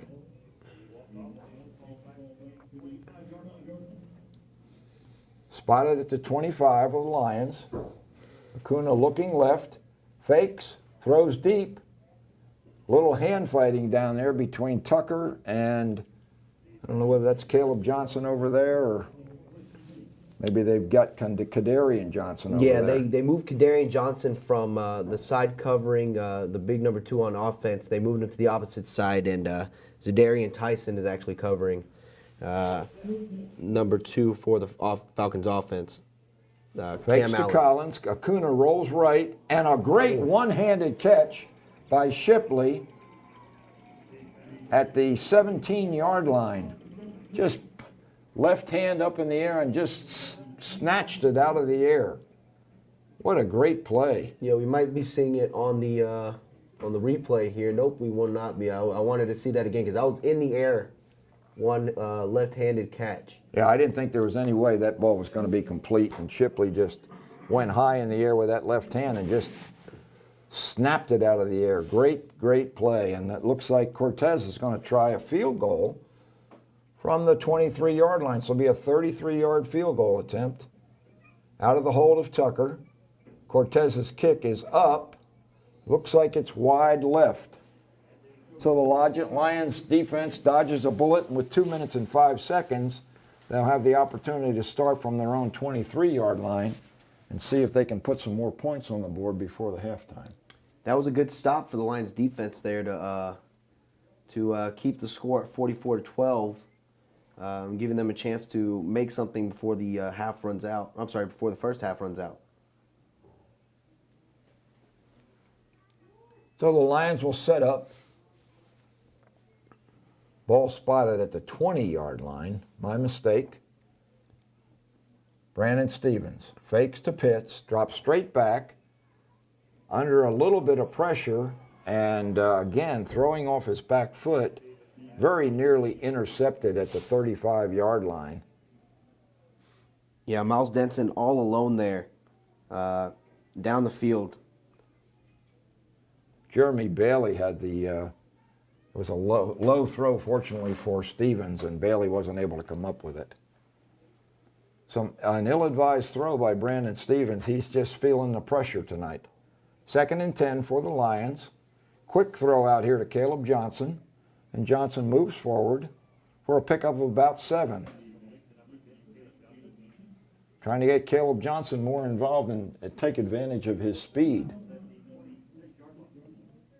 More throws I think they need like that, those quick throws. Yeah, like I was saying before the game started, those quick throws are going to be key to this game with all the pressure we're getting from that defensive line. Well, the rollouts haven't worked, so you got to do the quick throws. Hand off to Pitts this time. Hugh has a little bit of running room. Penalty flag on the play as he gets a first down, but I think that one is coming back. Yeah, it's going to be a holding. Went off right tackle.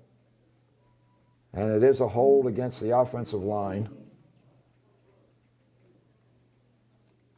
Going to make it a little bit tough on the Lions now. Walkoff takes the referee back to the 13-yard line. Let's call it the 12. So it'll be 3rd and 13 for the Lions with 1:39 remaining and the clock running. Might want to think about just running out the clock here, Danny. What do you think? Yeah, let's run out the clock there and end this half and give these boys a break because they're making mistakes all around. Stevens takes a snap and rolls left. He's got a little bit of room. Gets it out to the 25-yard line where he's brought down. Another good tackle by the secondary. Looks like Holt, once again, with a good hit. And the Falcons call a timeout with 1:10 remaining. They're wanting to put more on the board. Yeah, they're 1 minute, 10 seconds remaining on the board. The great thing to do from the Lions offense is to just end this first half and go to halftime and catch their breath. These boys need a break, need to find a flow, they need to find a rhythm. It's 12-44 in the first half here, going into the second half, and it's not been a very good show. A lot of holding calls. The Greenville Lions offense, both really, teams, but mostly on the Lions. really killing the momentum there. They're gaining some yards, working up the field. They're getting pushed back.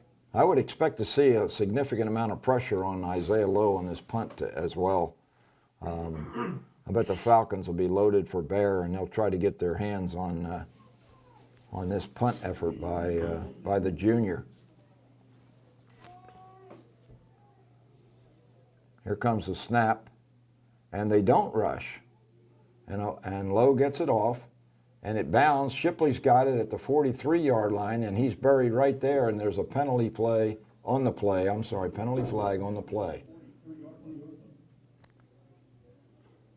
You're not the only one stumbling and bumbling, Danny. Yeah. We're stumbling and bumbling like the Lions are tonight. Anyway, it'll be 1st and 10 for the Falcons. 1:01 remaining. They have one timeout left. And we'll see if Coach Jackson decides just to be satisfied with that. He doesn't appear to be real happy as the Falcons are being penalized for a personal foul. So that'll move it back to the 28-yard line where they'll start their probably their last drive of the first half with 1 minute and 1 second remaining.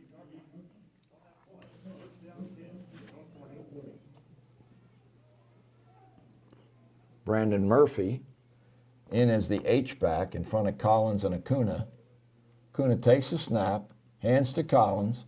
Collins up the middle, breaks a tackle, breaks another tackle before Wallace and a host of gray-shirted Lions stop him at the 32-yard line. Clock running, 47 seconds remaining. Falcons not in any hurry, although they are lining up. Looks like Couple of substitutions. Yeah, Jeremiah Malcolm hurt on the play, holding his hand as he runs off out to the sideline there. Cy Tyson now at the safety position for Greenville. Little pressure that time on Acuna, completes the pass, and Josh Luna has the tackle at the 36-yard line. Reception that time by Christian Archetta. And the clock is running, and it appears that the halftime score will remain North Forney's Falcons 44, Greenville's Lions 12. It's halftime here at Citibank Stadium.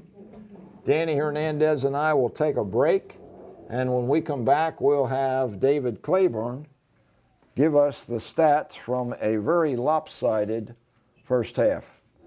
We'll be right back.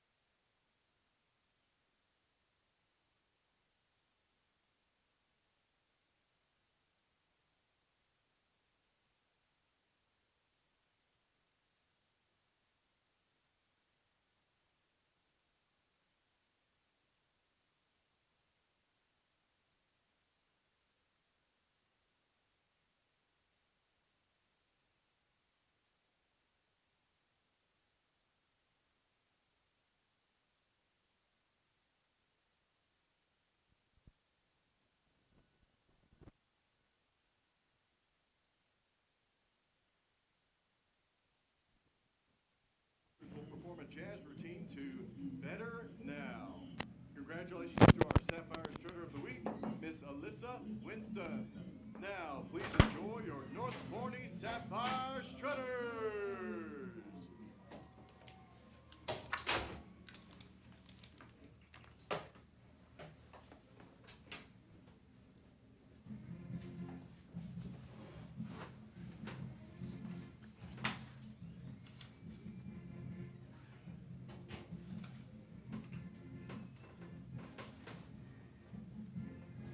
David, you want something to drink?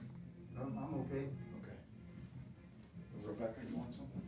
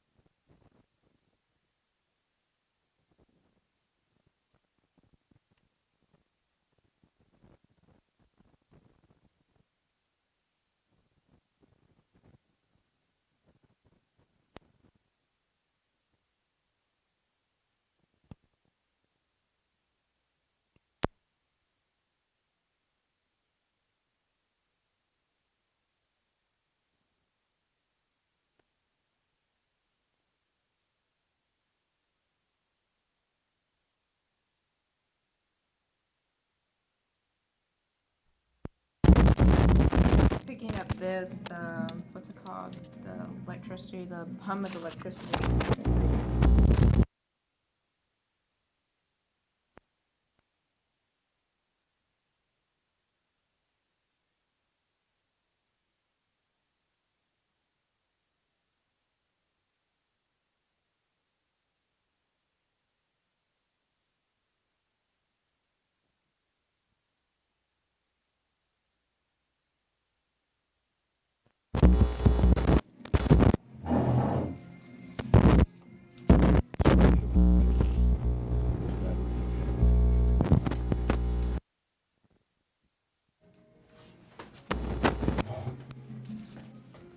Okay, I'll lead you in, David. David Claiborne here with us. We're at halftime. Nice rendition of Marvelous by the North Forney Falcon Band, and we had a nice performance by the drill team as well. There's a reason that North Forney's Falcons is ranked number 5 in the state, David. A big reason, well, more than one reason, a lot of reasons. The Falcons have impressed me, and I guess impressed you too. They're just dominating the line of scrimmage. They're making plays on special teams, offense and defense. The stats aren't as lopsided as you would think, because a lot of times the Falcons have had a short field to work with. Yeah. But what I've got, first downs, North Forney 11, Greenville 5. Rushing yards, North Forney 119, Greenville 41. Passing yards 155 to 95. Total offense 274 to 136. The Falcons have completed 8 of 14 passes. The Lions 5 of 16. There's a big deal. I'm impressed with the receivers for the Falcons. We've seen 2 one-handed catches that were great. The Lions have been really close on some receptions, almost pulled it down. Yeah. Couple of plays really made a difference. That lateral that didn't get covered, the line stopped and let that guy pick it up and take it. That reverse on the kickoff return, the guy kind of got lost. They didn't find him till about the 2-yard line. And some short punts. Lions just need to regroup. Game's not over, but Falcons are going to be hard to catch. They just score a lot of points. Yeah, they are really talented all across the board, like you said, and they took advantage of some turnovers. Coach Duke was worried about that, and they indeed, created several turnovers, a couple turnovers on downs, and here we go, 44-12. Their offensive line is one of the biggest ones I've seen in a while. I mean, I need to do the math on them. I bet you they average over 300 pounds per starter. I don't think there's any question about The it. defensive line, they're not 300 pounds, but they're 240 to 260, but they're agile. They're big guys that can move, and it's a 3-man front that's just causing the Lions all kinds of problems. Yeah, you wouldn't expect 5 against 3 to be a problem for the Lions, but indeed, people like Rod Brown are creating havoc for Stevens and Pitts. Stevens he doesn't have time to set and throw, and the running game, Lions, sitting there with 41 yards rushing, when we're used to seeing them close to 200 at this point of the game. So the Lions need to regroup. They got to work on some plays, try to do something different. But main thing, just figure out how to block those 3 guys up front. Good point. Well, thanks for the stats, David. And again, we're happy to have you in the booth. And hopefully we'll get some more favorable stats for the Lions in the second half. These coaches are friends, so we hope that Randy Jackson kind of pulls off a little bit if it gets out of hand. Yeah, I thought for a while there he was just really going to try to run it up, but yeah, you're right. It would be good if indeed the Lions can't get their offense untracked to see some second teamers for the Falcons. What was funny last year is Greenville won the game, and I asked Coach Duke when he heard from Randy after the game. He said it took several days. So there was probably a little sting there to lose it to his friend, and I'm sure Coach Duke's not going to be happy if this lopsided score stays the same. So, well, he told me that Coach Duke told me today that he and Randy Jackson played for Tenaha under Coach Jackson, Randy's dad. Yeah, his dad. So I Right. mean, they go way back, and of course they were on the staff under Marvin Sedbury, and Right. And I've always been impressed with Randy Jackson. He wins everywhere he goes. If you remember, he took Mesquite Cotique, turned that thing around, and got some statewide Coach of the Year honors. Yep. He's in demand as a speaker. Because the guy, and he went to Grapevine and got some results. He's just an impressive coach, and he wins everywhere he goes. Still a young man, too. Still a young man. Yeah. Well, David, once again, thank you very much. And you can turn that mic back over to Danny. I think he's back now with his Dr. Pepper. And we'll see what he thinks about the first half. It's been a tough night for the Lions, something that we really didn't expect. We expected a more competitive game here on this beautiful turf field with Forney ISD stamped in both end zones, black and white, I guess, for the Jackrabbits. The Falcons are fully dressed in blue. Blue helmets, blue jerseys, and blue pants. And most of them have dark blue socks. So they're pretty much blue, but they're not blue as far as the scoreboard is concerned, Danny. The Greenville Lions dressed in red, in gray and red, but we are blue about the score now. It's been a dominant game by the North Forney Falcons. Virtually no offense from the Greenville Lions. We've said this over and over again. There's just some big boys there that are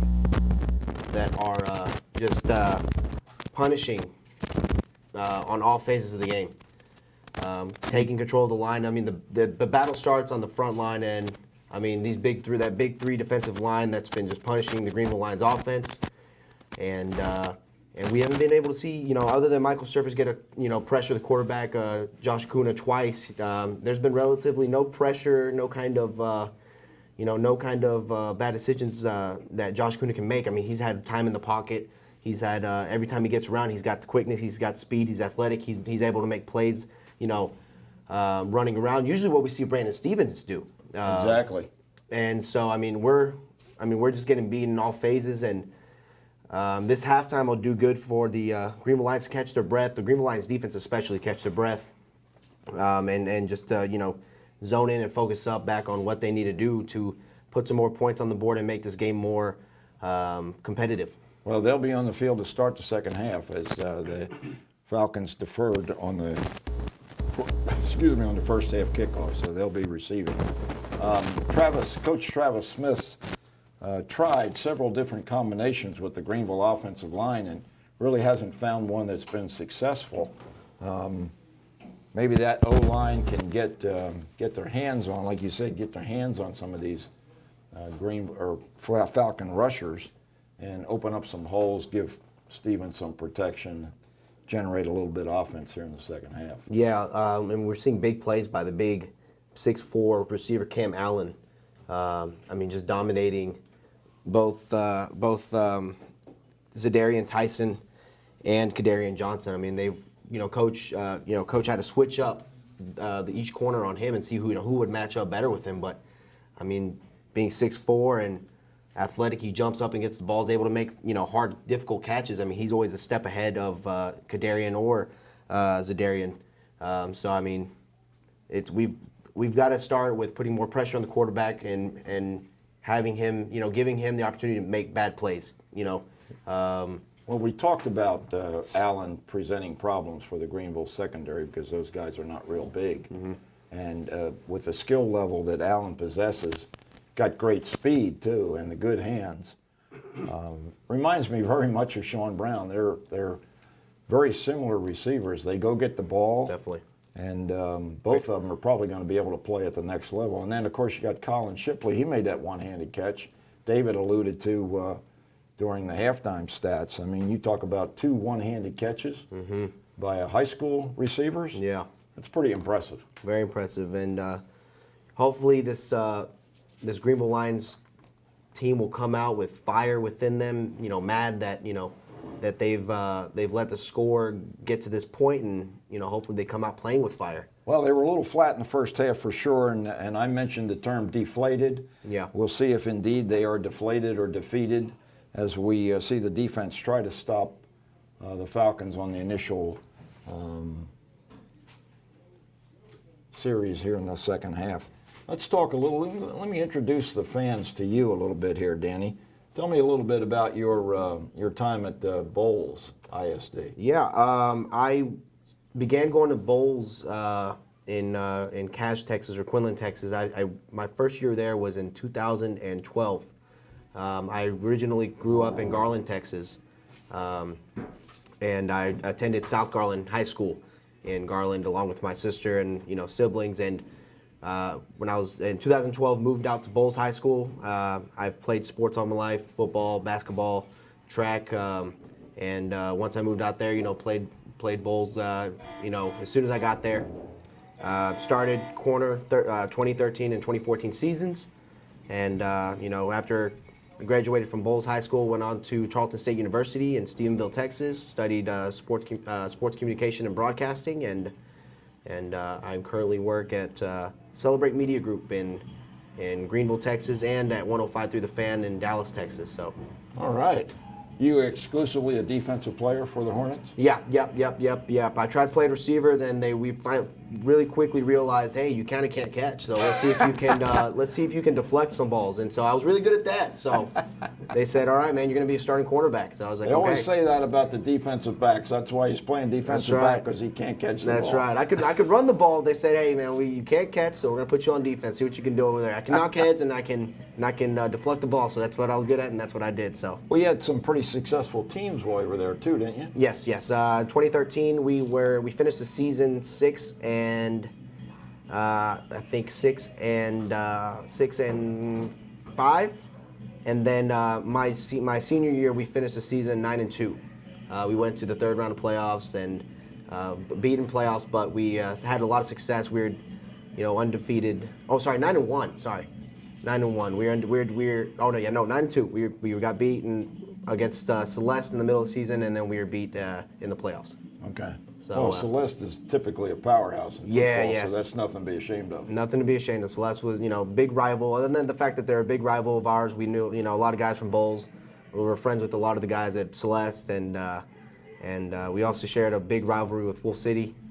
We had a lot of friends that we'd run track with, play basketball with, and we grew up with all our lives. So it was fun to compete against them and and knock each other's head a little bit. Yeah, I saw a Wolf City Bowles game several years ago, and it was an absolute track meet.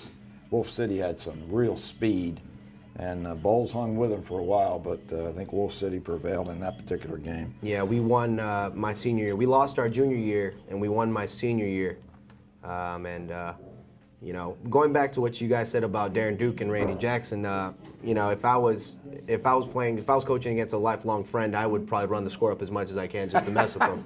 We'll see as Andrew Ibarra approaches the ball, kicks it deep, taken by Oakley, a reverse to Shipley. Shipley at the 20, kind of boxed in, and that's David Ortega and friends bringing down Colin Shipley. Good coverage by the kickoff coverage team by the Lions. So let's give them some credit. Starting off the bat here, Elijah Wofford and Christian Portillo also down there helping out with the tackle. So the Falcons starting out with probably not their normal field position. They're back inside their own 25 for this series. 11:53 as we just start the second half. Acuna fakes to Collins, rolls left, has Shipley on a little flat pattern, and Shipley is tackled at the 35-yard line. First down and 10 for the Falcons. Another good throw by Acuna, who has really been successful with his passes tonight again. This time he gives to Collins. Collins has some room. He's at the 50, 45, 40. 35, 30, still going, 3 guys around him, and they finally bring him down at the 23-yard line of the Lions. Ty Collins putting up some big yardage here to start the second half. Yeah, Zadarian Tyson on the outside, slow to get to him. I guess he was expecting 2 of his defensive player buddies there to miss the tackle, and he's probably just, slow to get to the ball and make sure he doesn't run off the ball. John Hill into the game at defensive end as Acuna tries to get the corner, and he does before he steps out of bounds after a nice gain at about the 12.5-yard line of the Lions. Give him 5. Jacob Acuna, 5'11", 193-pound senior, and he is having a field day tonight. He hands to Collins. Collins up the middle. No defensive people anywhere in sight as he goes past Zy Tyson and into the end zone, once again standing up. So the Falcons make a point of establishing themselves once again early here in the second half. Pretty emphatic, pretty impressive. Collins has been pretty much unstoppable this whole game. We've talked about it before. He's really a punish runner. He just wants to. He's looking for contact, and the ball, the kick, no good on that. So the score 50-12 with 11 minutes and 2 seconds left in the third quarter. One of the few things that Ricky Cortez and the Falcons have not done well tonight. Yeah, it hasn't really helped us much, but I'm happy to see that they're messing up on something in this game. All right, so now we'll get to see the Lions offense pretty quickly, provided we don't have a onside kick attempt by Cortez here. The Lions are prepared for it. They've recovered 1 already. In fact, they've recovered 2 already. Got good field position because of it. Deep for the Lions, Miles Denson and Caleb Johnson. In the middle of the field is Otagus Johnson. And we have Jaquez Davis and Sean Brown standing at the 30-yard line for a popover kick. And we'll see what Cortez has in mind this time around. Cortez is a 5'9", 150-pound senior, and he's a pretty darn good kicker. He approaches and he kicks it fairly short. Looks like Brown's going to take it at the 25. Starts left, turns back to his right, and is brought down at the 30-yard line. Big Sean Brown, one of the best receivers, as far as I'm concerned, in Greenville history. Yeah, he's really shown it this game with 2 athletic touchdown catches, and plays all around all this season. He's really an all-around good player, good blocker. We've seen in other games where he sets up good blocks for Miles Denson to get on the outside edge and get big yards or score big touchdowns. Lions set up shop at their own 29-yard line. Fake to Pitts, quick throw out here to Caleb Johnson. Johnson down beyond the 40-yard line. And there's a penalty on the play. I don't know whether that's going to be against North Forney for a late hit or a taunting foul by Caleb Johnson. The way that Jaquez Davis is reacting, looks like it's going to go against Caleb Johnson. That's a homer call right there. There's no question about it in my mind, although Caleb Johnson definitely, said something to the defender after he was bumped out of bounds. Yeah, but there's also a late hit on that. Caleb Johnson already out of bounds when contact was made. Personal foul against Greenville. So Caleb Johnson, now maybe he pointed the wrong way. We don't know what we're doing here. The referees are going both ways. The referee pointed one way, the linesman marked it off the other way. No, I liked when he went the other way. That was better. That was definitely an unsportsmanlike conduct penalty, I believe, and not a personal foul. I think maybe that was a bad signal by the referee because clearly Johnson couldn't have committed a personal foul. It was just a taunting call. Very difficult after what would have been a first down for Caleb Johnson. He needs to keep his mouth closed. That's going to force the Lions into another 1st and 10 call. I like the quick pass again, Danny. I think that's the ticket to getting some yardage, especially if you get into the hands of some of the speedsters. Yeah. Hand off to Hugh Pitts, and Pitts is grabbed. Looked like a face mask the way his head turned back, but he might have grabbed the shoulder pad. Big defensive play that time by Chandler McGee. but Pitts does get a pickup of about 3 yards. Yeah, the Junebugs had decent success in the run game. Brandon Stevens, like you said before, does a good job to hide the misdirection there. Stevens takes a snap, follows Pitts, and gets it up close to the 30-yard line for a short gain. Just not much running room for the Lions tonight. Doesn't matter who it is, except, with the exception of Denson. When Denson has the ball, he's got enough shiftiness that he can get upfield, but Coach Duke has decided not to use him in the running game that much. Third, and we'll call it 6. Straight drop back. Stevens looking downfield, deep, has Brown at the 30-yard line, and he's brought down there after a really nice throw and catch. Sean Brown on the receiving end of a Brandon Stevens throw of about 50 yards, wasn't it, Danny? Yeah, that was a lot. I looked away to get the names of the linebackers for the Falcons, and when I turned around and looked back towards the game, Sean Brown catches the ball. Lions go tempo and hand off to Pitts, and Pitts is up to about the 29-yard line, a pickup of 3. And there's a fumble on the play we're hearing, and looks like it is Falcons. Well, the Falcons are acting like they've got the ball, but the referees have made no signal as of yet. And now they do. Yeah. That's really disappointing for the Lions. And Hugh Pitts doesn't think that he fumbled the ball.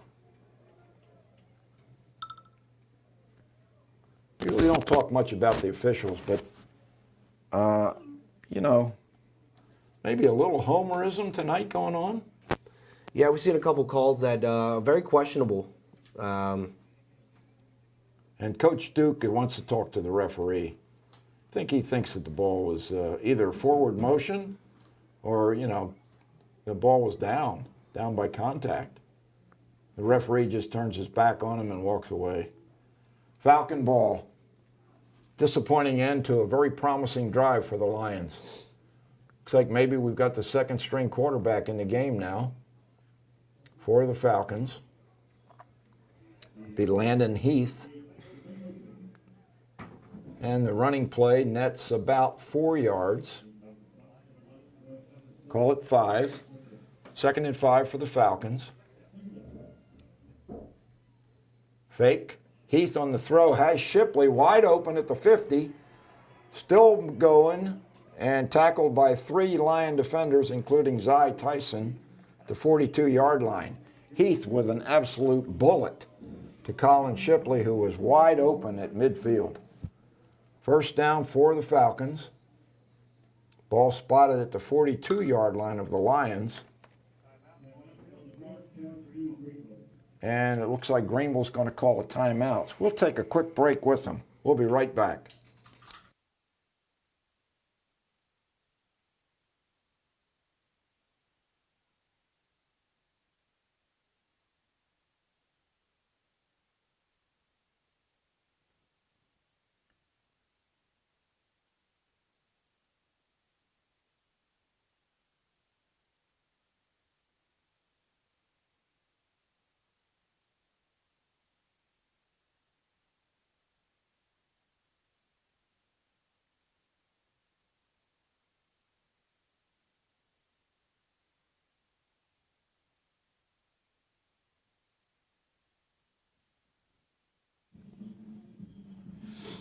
Okay, Bob Muty and Danny Hernandez back with you. 50-12, the Lions trail with 8:41 remaining in the third quarter. Falcon hands off to Oakley, and Oakley is upfield for good yardage inside the 35-yard line of the Lions. Falcons going tempo once again. Landon Heath now running the Falcon offense with Oakley in the backfield. Heath is the heir apparent to Jacob Acuna as being a junior, and he looks like he's got some mojo. Looking deep again, throws the ball on the money to LaMarcus Kirk, and Kirk can't hang on to it. as he's tackled at the 5-yard line. And that was good play by Zadarian Tyson, getting his arm around, get his inside arm to probably help knock that ball loose from Kirk's hands. 3rd and 1.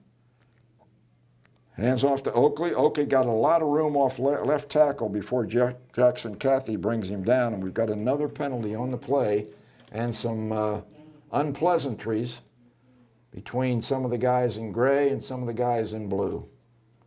We'll see who the penalty goes against.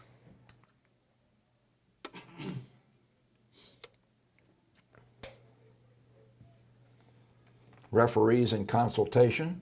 It's a personal foul against the Falcons. So that'll move them back 15 yards from the spot of the foul, and it looks like that's going to be back close to the 32-yard line, so the mark-off should take them back beyond the 40 of the Lions. Substitutions for the Lions defensively.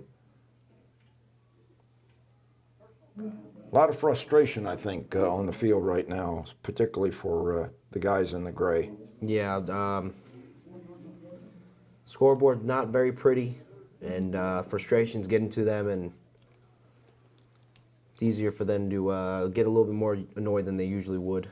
3rd and 9 for the Falcons. Ball spotted at the 41, maybe incorrectly. Let's wait and see. Another consult between the refs, the field judge, and the referee, and the head linesman. Now they're getting back into position. We're ready to resume. 7:44 remaining. 3rd and 9 for the Falcons. Landon Heath fakes the handoff, looking deep, has his man. That's Tucker. And Tucker's brought down at the 28-yard line, and that'll be enough for a 1st down.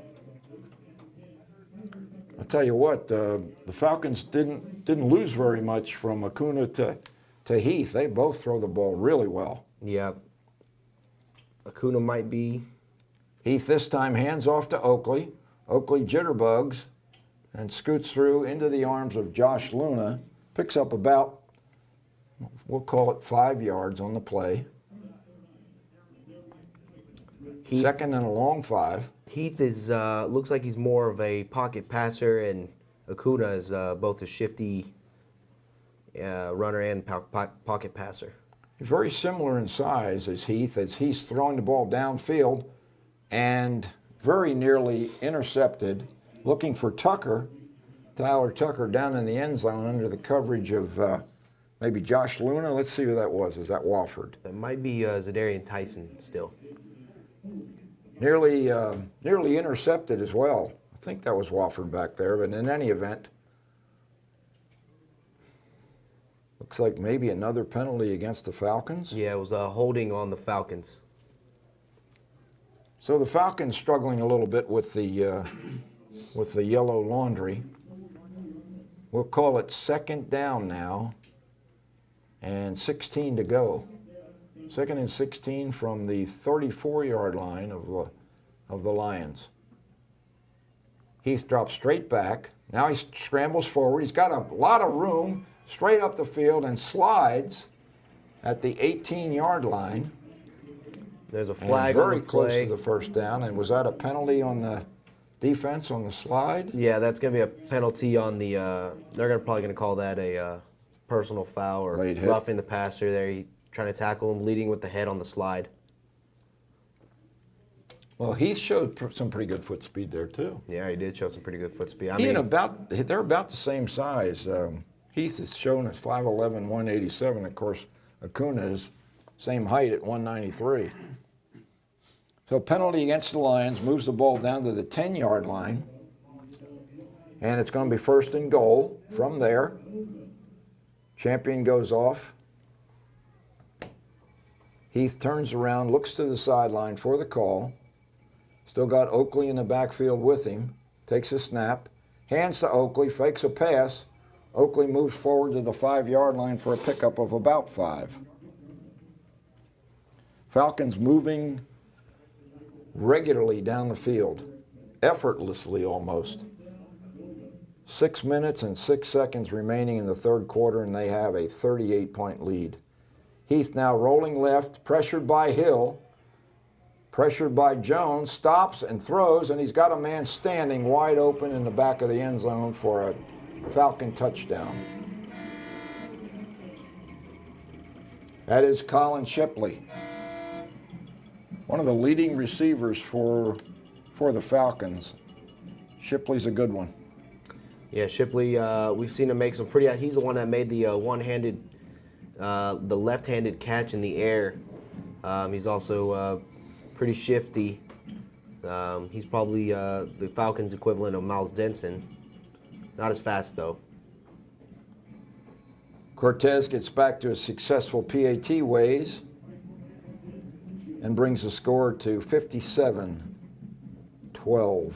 A lot of bad angles there by the rushing Lions. Some bad angles, and as soon as they miss the tackle from Heath, they just stop. They don't try to cut up field, turn around, and try to get the tackle back. They literally just stop there. Yeah, they put good pressure on Heath that time, but he scrambled well and finally found a kind of a pocket. And then, of course, he found Shipley standing at the back of the end zone, just drilled him with it. Lions got a big hickey put on them tonight, folks. This is really gonna work on their confidence level. This score right now is worse than North Forney beat Sulphur Springs last week. Yeah. And if it continues this way, on paper at least, Sulphur Springs will have the better of Greenville next week at Greenville's homecoming. 57-12, 5:53 remaining in the third quarter. Falcons lead the Lions. Short kick. Brown takes it to 29. Running east-west. Looks like he might get the corner. Davis gets a block out front, but Sean Brown doesn't use the block and gets tackled. Yeah, Sean Brown's trying to cut up field, try to make a play, but he should have just followed the block on the outside and just ran along the hash and took it and tried to get as much yards as he could. Yeah, Davis had a pretty decent rub there on the guy, and had Brown gone to the outside, I think it would have been much more successful. As it is, not a bad return. The Lions will set up shop at the 41. Martin, Moses, Bauer, A-Rod, and it looks like Caleb Leha is in the game at left tackle. First time we've seen him this year. Handoff is to Denson. Denson's being pressured by Rod Brown, but he manages to pick up yardage before he's forced out of bounds. Yeah, Denson outrunning the big number 99, Rod Brown, on pursuit. I thought, Rod Brown was going to put a big hit on Denson. You know, they show Brown to be 6'1", but boy, from up here, it looks like he's about 6'4". Yeah. He is a big boy. They put him at 272, but he might be one of the ones that weigh 320. Yeah, 3. We'll give Denson 4 yards, 2nd and 6 from the 45-yard line.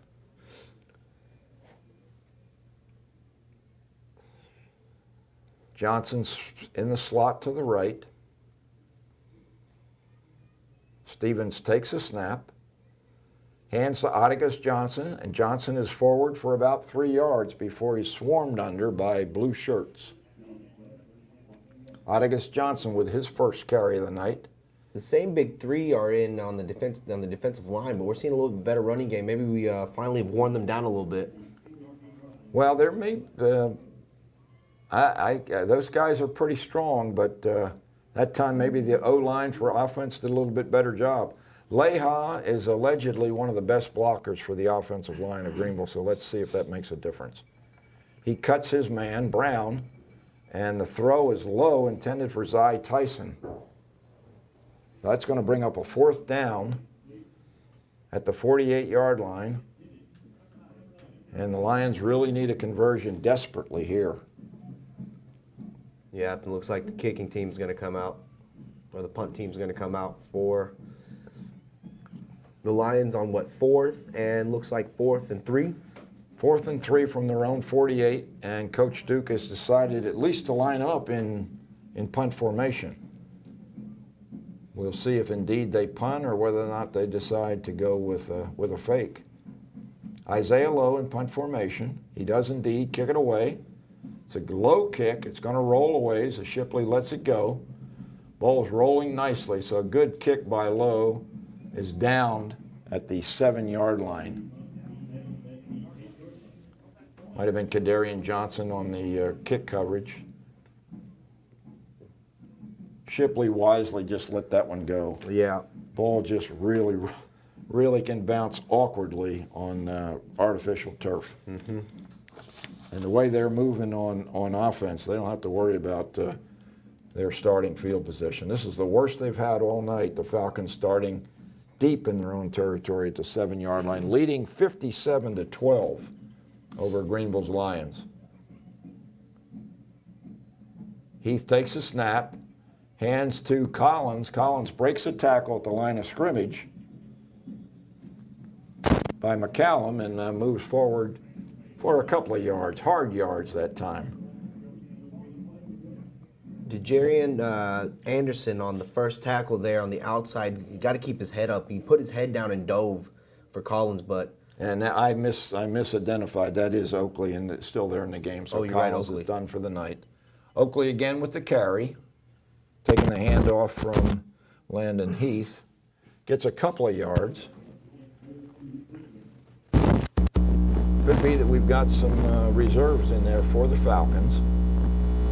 And now Acuna comes back in the game, so let's see what's going on with this. I thought Heath was doing a pretty good job. Yeah, 3rd down and 9. I think they scored 4 points before. I think I might have... Starting quarterback back in the game. Penalty on the play. And, oh my goodness, LaMarcus Kirk with the ball right in his hands at midfield. Beautiful throw by Acuna. And he just flat dropped the ball. Yeah, Greenville Lions secondary getting beat a lot by these big, fast guys. I mean, I think they might have underestimated the speed of Cam Allen and company. And maybe Kirk dropped it because he knew there was a penalty against the Falcons for a procedure. Well, that'll set him back half the distance. They've changed the down marker to 4th. I guess the Lions declined the penalty after the incompletion. So yeah.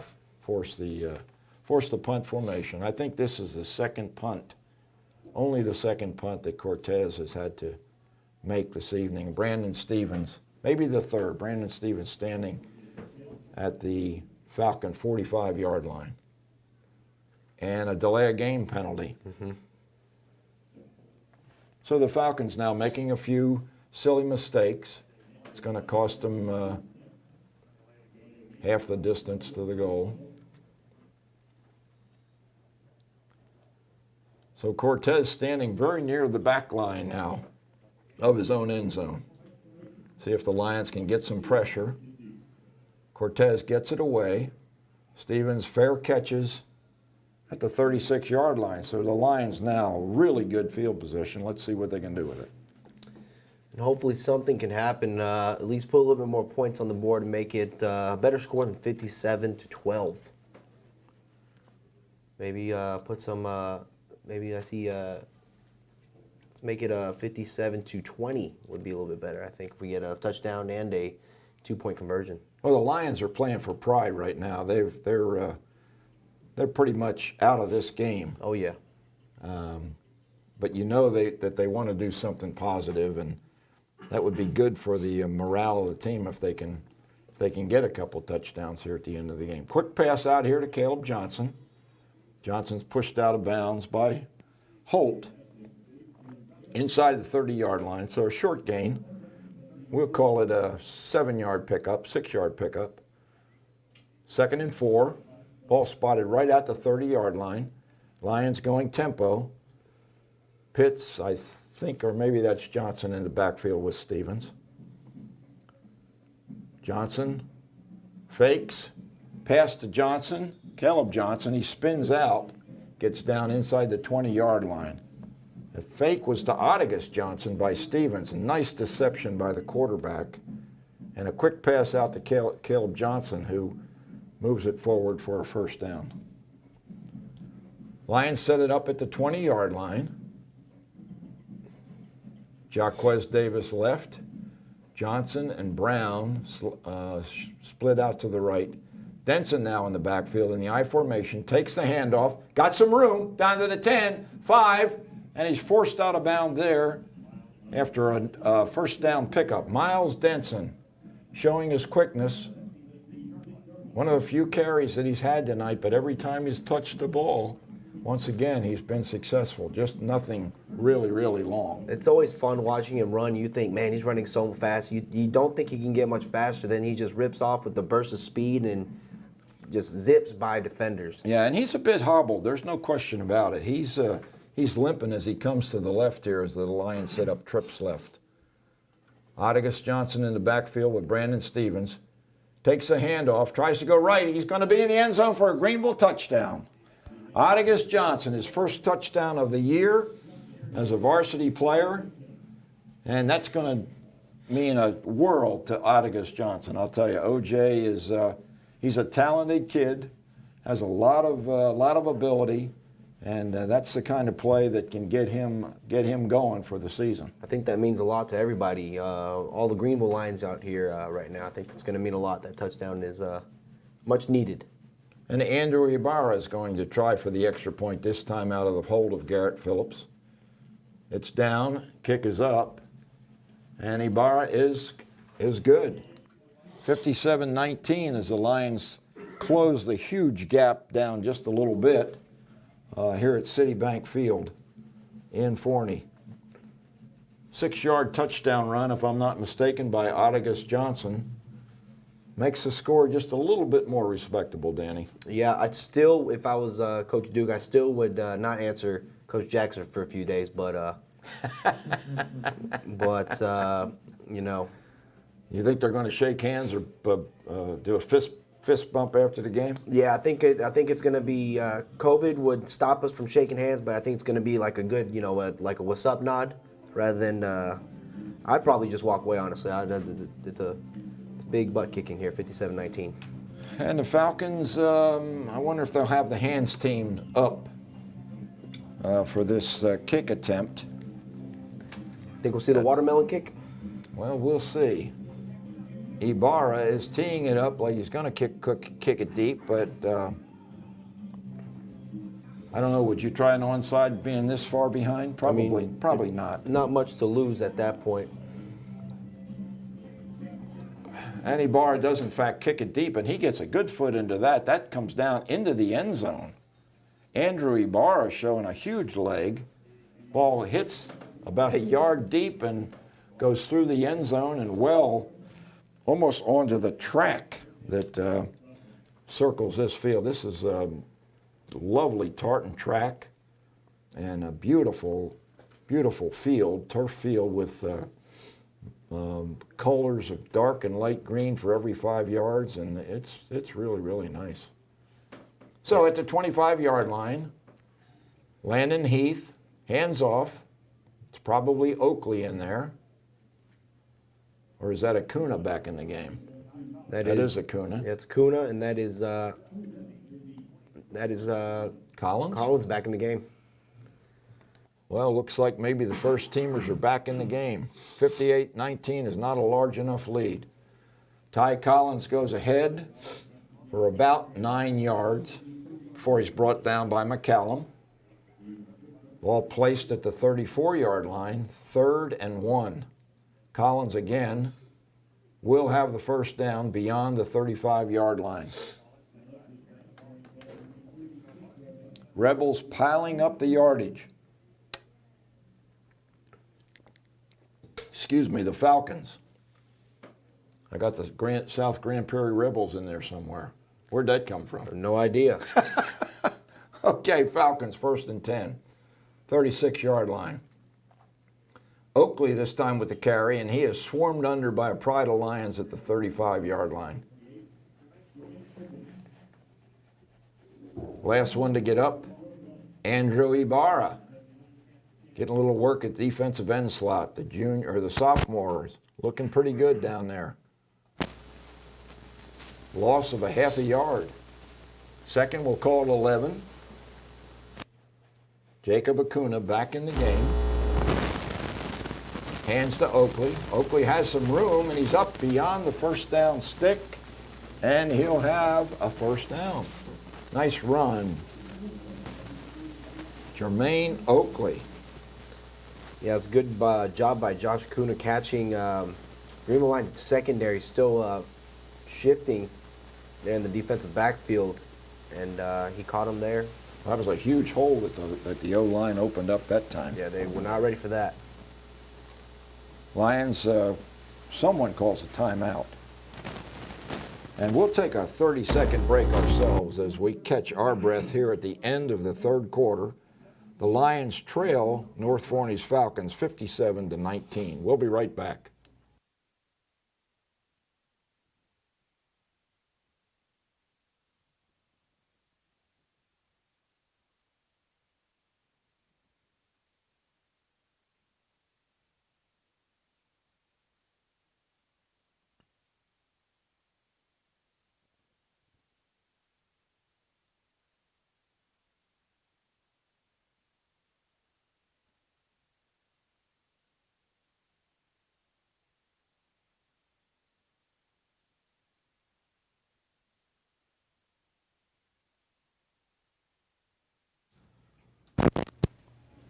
Back at Citibank Stadium in Forney, 57-19. The North Forney Falcons putting a hurt on the Greenville Lions. First and 10, there's a penalty and a procedure call against the Falcons. That'll move the ball back to the 41-yard line of the Falcons. Yeah. Jacob Acuna, starting quarterback, back in the game after what I thought was a pretty nice performance by Landon Heath, the junior second-teamer. Jermaine Oakley is the running back. He's quite a bit smaller at 5'8", 165 than Collins, and he gets the handoff, jukes to his right, and moves forward in the arms of John Hill to the 50-yard line. That's about a 10-yard gain by Jermaine Oakley on 1st and 15. 2nd and 5 for the Falcons. Brandon Murphy in there at H-back for North Forney. Been doing a pretty good job of opening some holes for those running backs. He's a stocky guy too at 5'10", 240 pounds. He's only a sophomore. He leads Oakley through the hole, but this time looks like Deshaun Grigsby has the number on 28, and he throws him down for about a 2-yard loss. Deshaun Grigsby with a great play defensively for the Lions. Yeah, we're seeing a lot more great plays from the Lions defense, and I wish we'd seen this in the beginning game. Might be a little bit different outcome now. 3rd and 7. Acuna takes the snap, fakes the handoff, has Shipley wide open as the Lion defenders are playing back, and Shipley moves forward before he steps out of bounds, forced out by McCallum at the 27-yard line. Lion defenders are playing soft, trying to protect against the deep throw, and it's leaving the short throws just easy pickings for Jacob Acuna. Yeah, and really it works if you can get the tackle, but they're missing these tackles. Shipley's really shifty. Shifty Shipley. And that's enough for Acuna. I think he's out of the game and probably take his helmet off now. Maybe they were just getting him some numbers. Heath hands off to Oakley, and Oakley is slammed down by David Ortega with a little help from Elijah Walford and Davian Wallace. We'll call it no gain. 2nd and 10. Landon Heath with Jermaine Oakley and Brandon Murphy in the backfield. Cam Allen, who's been quiet most of this half, split way right. I think he's probably done for the night as far as getting any throws. Another run by Oakley nets the Falcons very little.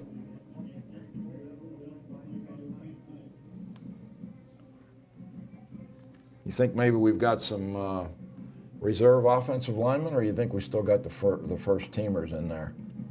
If they are, they're not performing like they did earlier. Yeah, looks like we still have the first teamers there. They're big, whoever they are. Yeah, unless they got some reserve linemen that are just as big, but which would be a scary thing. Oof. What are they putting in this water? All right, 3rd and 10. Heath getting some instruction from Coach Jackson on the sidelines. Play clock down to 2. Heath starts around the left side.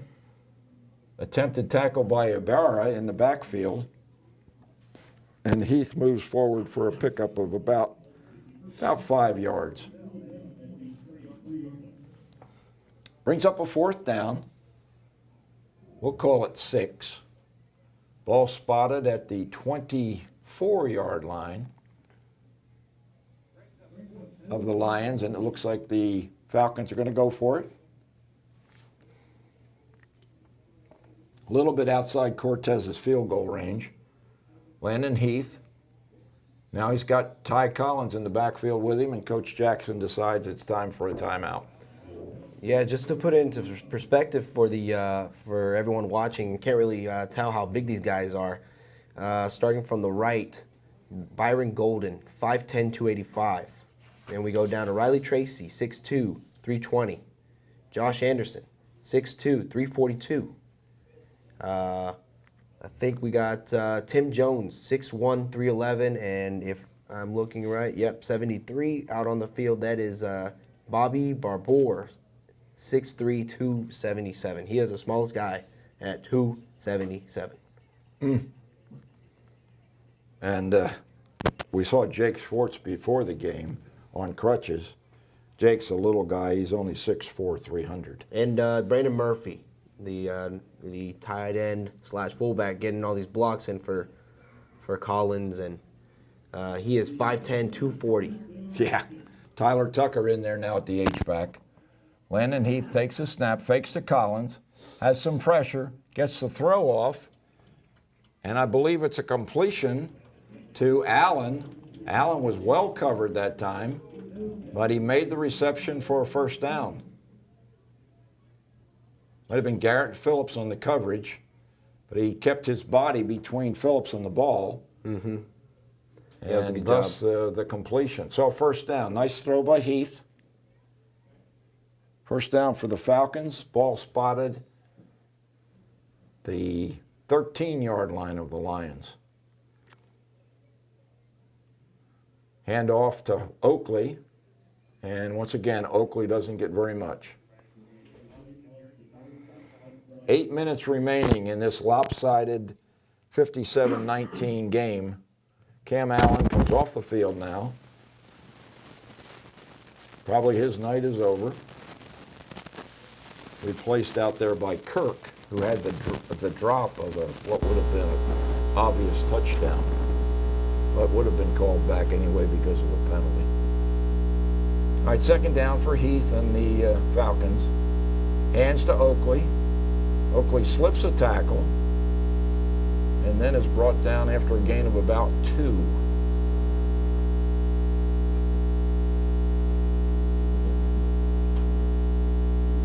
Number 5 state-ranked North Forney Falcons, showing why they're rated as highly as they are. Yeah. I am very impressed with this team from top to bottom. 3rd, and we'll call it 8. Snap to Heath. Hands off to Oakley. Oakley's got some running room. He's down to about the 10-yard line, and a Pride of Lions grab him there. So they'll bring up a 4th down. And here comes I think the field goal unit. I guess they want an even 60. Yeah. You know, last week, Ennis beat Royce City 71-18. We're almost there. Oh boy. 6.5 minutes left in this 4th quarter. I hate to say that. Yeah, I do too. It hurts me to say, but man. Tyler Tucker's going to spot the ball at the 16-yard line for Ricky Cortez. Cortez's kick is low and no good. I think he got a bad hold that time. Yeah, it looks like he got a bad hold on that. And kicking has been North Forney's weakest part of the game so far. Well, I think that might be a combination of things on that play. That might have been a low snap that Tucker had trouble handling, and he didn't get the ball down real well for Cortez. All right, here come the Lions back. They're going to start at their own 20 after the missed field goal. Josh Luna now split out as a wide receiver on the right side. Denson in the slot here on the near side.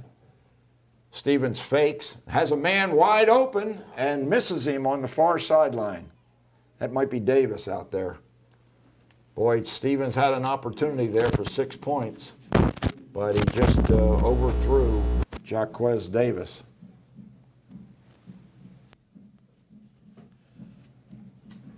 Lions milling around. Denson's not sure what the play is. They break the huddle. 2nd and 10 from the 20. Brandon Stevens takes a snap, hands to Johnson, and Otagus Johnson has about a 2-yard gain. 6 minutes now remaining in this contest. 57-19 after the missed field goal attempt. 25 seconds remain on the play clock, but the Lions are up over the ball. 3rd and 8. Quick pass out to Johnson. Nice block by Jaquez Davis, and Caleb Johnson moves forward for a first down to the 38-yard line. Well-conceived play and well blocked out there by Jaquez Davis as he supports his fellow wide receiver. Yeah, I mean, we've seen the most success in those quick outs, and that was probably key to the game. There are a lot of factors leading up to the score of this game, but 5.5 left on this clock. If we would try a little bit more of that, we might have a different my score might be a little bit different. Trips right this time. Johnson's in the slot with Denson. Brandon Stevens fakes and keeps it. Finally has a little bit of running room, and he's tripped up after he gets a first down very near midfield. First time Brandon Stevens has any running room at all. Yeah, and good run by Brandon Stevens. I mean, this is what we're used to seeing, Brandon Stevens that creates, shift, that sees a hole and is not afraid to run upfield and get the first down himself. So we haven't seen Hugh Pitts in the backfield for a while. Let's hope he's okay. We worried after the Corsicana game when we had 4 or 5 guys that had gone off the field injured, as Caleb Leha trots off the field now, replaced by Travis Bowers. Hopefully Leha didn't sustain any kind of a problem. He's been dealing with a knee issue all season long. All right, 1st and 10 for the Lions. Ball spotted at their own 49-yard line. Brandon Stevens at the controls with 5 minutes remaining in the game. Fakes to Otagus Johnson, looking downfield. Now he's scrambling left, down to the 45, and steps out of bounds very close to the sticks. He's short of them by about 2 yards at the Falcon 43-yard line. 2nd and 2. Brandon Stevens showing some speed. We know he's got it. Just needs a little bit of room to show it. Yeah. Josh Luna again split out way to the right on the near side. Denson in the slot. Brandon Stevens on 2nd and 2. Hands to Otagus Johnson, and Johnson's head ahead for a nice gain of about 6 or 8 yards, and another first down conversion for the Lions as Leha comes back into the game, replacing Bowers at right tackle. Leha doesn't look real big, okay? He's tall, but he's not bulky like you would expect most offensive linemen. He's kind of lean, but he's a very effective blocker. Snap to Stevens, looking right, has Denson, and Denson makes a move, but is forced out of bounds. Nice job by Hambrick to pinch Denson and cause him to have to go out of bounds. I always love seeing Denson, do his, shaky moves and trip up defensive players.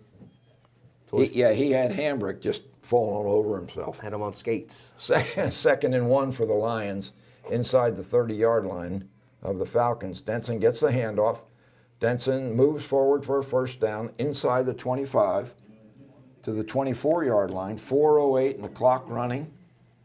Lions trying to make the score a little bit more respectable here in the fourth quarter. Falcons have put 57 on the Lions tonight. I can't remember any team scoring this many points against Greenville in quite some time. David might be able to tell us differently after the game. 1st and 10. Stevens rolls shortly left, looking deep, and overthrows his receiver, diving in the end zone. Can't tell if that's a flag that's on the 2-yard line, or if that's maybe a Referee might have called the receiver stepping out of bounds. Yeah, it looks like it. Okay. That's showing Brown over there. 2nd and 10 then after the errant throw.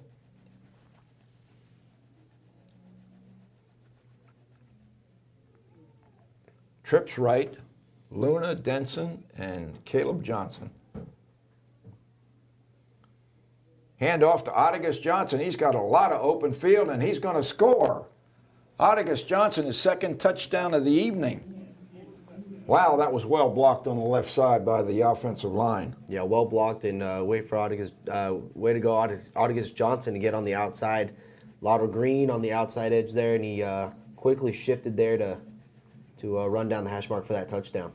Could have run a truck through that hole, and we had a great view of it. It was right down our sight line as he went from left to right into the far corner of the end zone. Hernandez now will attempt the extra point. Garrett Phillips is the holder. The spot, and it's blocked. Going to be picked up by one of the Falcon receivers, and he's down at the 20-yard line. So again, the offensive line not able to protect for a PAT, and score remains then 57-25 in favor of the Falcons. 3:29 remaining in this one. It's been a disappointment for the Lions on the field, been a disappointment for the 4 of us up here in the booth. I know David's not liking it, Danny's not liking it, I'm not liking it, and I don't think Rebecca's particularly enthralled with the score either. She says no. North Forney's Falcons, number 5 in the state, and they might go even higher after tonight's shellacking of the Lions, because the Lions came in ranked 21st. So if the 5th ranked team can beat the 21st ranked team by 32 points, they might just move up in the rankings. And the Lions will probably fall out of the top 25. But a great accomplishment for the 3-1, about to be 3-2 Greenville Lions, still with an opportunity to make the playoffs next week against Sulphur Springs. Ibarra's kick is fair caught by Ty Collins. You would have thought that Ty Collins would have ran through there. Maybe he might be preserving himself for the playoffs. I'm surprised he's even in the game, frankly. Yeah. But, you know, fair catch, anybody can do a fair catch without getting hurt. Excuse me. 25-yard line is where they'll spot the ball, even though he fair caught it inside the 20. Interesting ruling there, the way that works. Landon Heath, a junior quarterback, 2nd teamer, showing us some real skills as a thrower and a runner. Hands off to Ty Collins. I guess Ty doesn't have enough stats tonight, so Coach Jackson's got him in there, punishing the defensive lineman of the Lions. Collins only picks up a couple yards on that one, though. Replaced by Jermaine Oakley. 2nd and 8. 3:03 remaining, the clock running. Nice stadium, not so nice score. Yeah, very nice stadium, not very nice score at all, yeah. A lot of folks on the Forney side, North Forney side, have gone to the house assuming that this one's over. Concession ladies are handing out the leftover grub in the stands, probably selling it cheap. Let's wave them down. I didn't even notice that. we'd like to thank the folks here at the press box for bringing us Bush's chicken tonight. It's delicious. Provided us with that and some drinks, and we thought initially that we weren't going to get anything to eat. So we went down to the concession stand and bought some. Then they brought us some food. Got some mixed signals tonight, Danny. Yeah, a little bit of mixed signals, but we got the food, so that's all that matters. There you go. 2 minutes remaining. Handoff is up the middle. We've got a new running back, and he's going to pick up a first down. Check the number on that. Looks like number 35 for the Ethan Howell. Listed as a linebacker, obviously plays a little bit of running back as well. So a nice gain for the 5'9", 154-pound senior. Probably doesn't get a lot of activity, a lot of chances. Why not? 25 57, why not? Absolutely. One of those guys that probably comes to practice every day and laces them up, and now we go into the victory formation as Hal drops way back to protect Landon Heath, who takes a knee. And after one or two more snaps, this one will be over. Coach Jackson calls off the dogs, and this one's going to finish at 57-25 after the next minute and 2 seconds run off the clock. Not what Coach Duke expected, I don't think. Yeah, I don't think it's what I don't think it's what we expected either. Like as you said before, we were expecting a shootout. We were expecting a little bit of a better game, especially more fun for us to call. That's not what we got tonight. We got a Falcons dominant game over the Greenville Lions. Number 5 going against number 21, and now, like you said before, we see why they're number 5. The number 5 and undefeated. Well, while we're wrapping this one up, Dan, you might see if you can get any scores from around the district. Final score here at Citibank Stadium, once again, North Forney's Falcons 57, Greenville's Lions 25. As the Lions and Falcons pass one another socially distanced, we see Coach Jackson walking across and greeting the assistant coaches of the Lions, and there's Coach Duke. And now they're discussing things. And that was a very short conversation between Darren Duke and Randy Jackson. Yeah, I would have kept it short too. Definitely would have kept it short. Just a dominant performance, as you said, Danny. These guys in the blue are definitely for real, and they're going to be a factor in the playoffs, I think, and going deep into the end of the season. They have one game remaining. That'll be against Corsicana. Mm-hmm. The Lions will tee it up at home next week, 7:30 at TA Cotton Ford Stadium against the Sulphur Springs Wildcats, who have struggled this season, but really didn't struggle much more than the Lions did tonight against this North Forney Falcon team. Very similar outcomes in both games, so Sulphur Springs and Greenville will be working hard next week, and the Lions will need to win in order to secure second place in their zone. Going into some scores, the Sulphur Springs played the Corsicana Tigers today. They're playing right now. It's in the fourth quarter. Sulphur Springs are winning 28-21 over Corsicana Tigers. Oh my goodness. Ennis, who we were supposed to play a couple weeks back, is beating Crandall 54-9. No surprise there. Yeah, no surprise there. Forney lost 63-31. Roy City Bulldogs winning that game there over in Roy City. Not much of a surprise there either. Yep. Let's see. Let's go down to, let's see what else I can find. Let me think. Nacogdoches playing Mount Pleasant, who beat us earlier this season. They beat Mount Pleasant 25-23. Let's see. Let's go around to where else can we find an interesting score? Well, the score here was 57-25.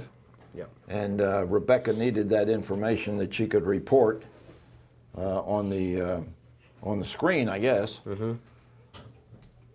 The North Forney Falcons are gathered as a team down on their own, or on the south end of the field at the 25-yard line around Coach Jackson, and celebrating this victory, maybe saying a prayer of gratitude for this victory tonight. Any other scores, Dan, of any import? White House, who we scrimmaged against in the beginning of the season, this season is beating Hallsville 35-6. Ooh, and Hallsville's typically got a pretty good program. So White House is a powerhouse this year. They'll be going deep into the playoffs as well, and it could be that they'll be matched up early in the playoffs against one of this District 8-5A teams. You know, after that Sulphur Springs score you just gave, them beating Corsicana, could be that, you know, we were kind of expecting that would be a walkover game for us. Yeah. And it doesn't look like that's going to be the case at all. Yeah. Sulphur Springs definitely has some fight. They might have had a tough season, but as we have seen in 2020, anything can happen. And, yeah, Sulphur Springs might be causing us a little bit of some headache next week going into that game. So Coach Stukes going to have his work cut out for him, because I think probably the kids didn't expect to win this game tonight, but I know they didn't expect to get hammered either. And so it's going to affect their morale, and it's up to the coaching staff to bring those guys back, get their focus so that they can come out next week during homecoming and play the type of game that we know they can play. yeah, it's going to Against take what would appear to be an inferior opponent, but maybe not. it's going to take a good week of practice and maybe a couple uplifting moments with the guys to really keep their head up and this. But they know this season's not over. They know that it's this was just a game that they might have walked into, like you said, walked into this stadium maybe expecting to lose. So they might not be as hurt as we might think they are. Well, they ran into a buzzsaw. There's no question about it. North Forney just jumped out real early. And, that fumbled punt, that muff punt by Stevens, who's really short-handed. Yeah. Second game that we've seen him back there.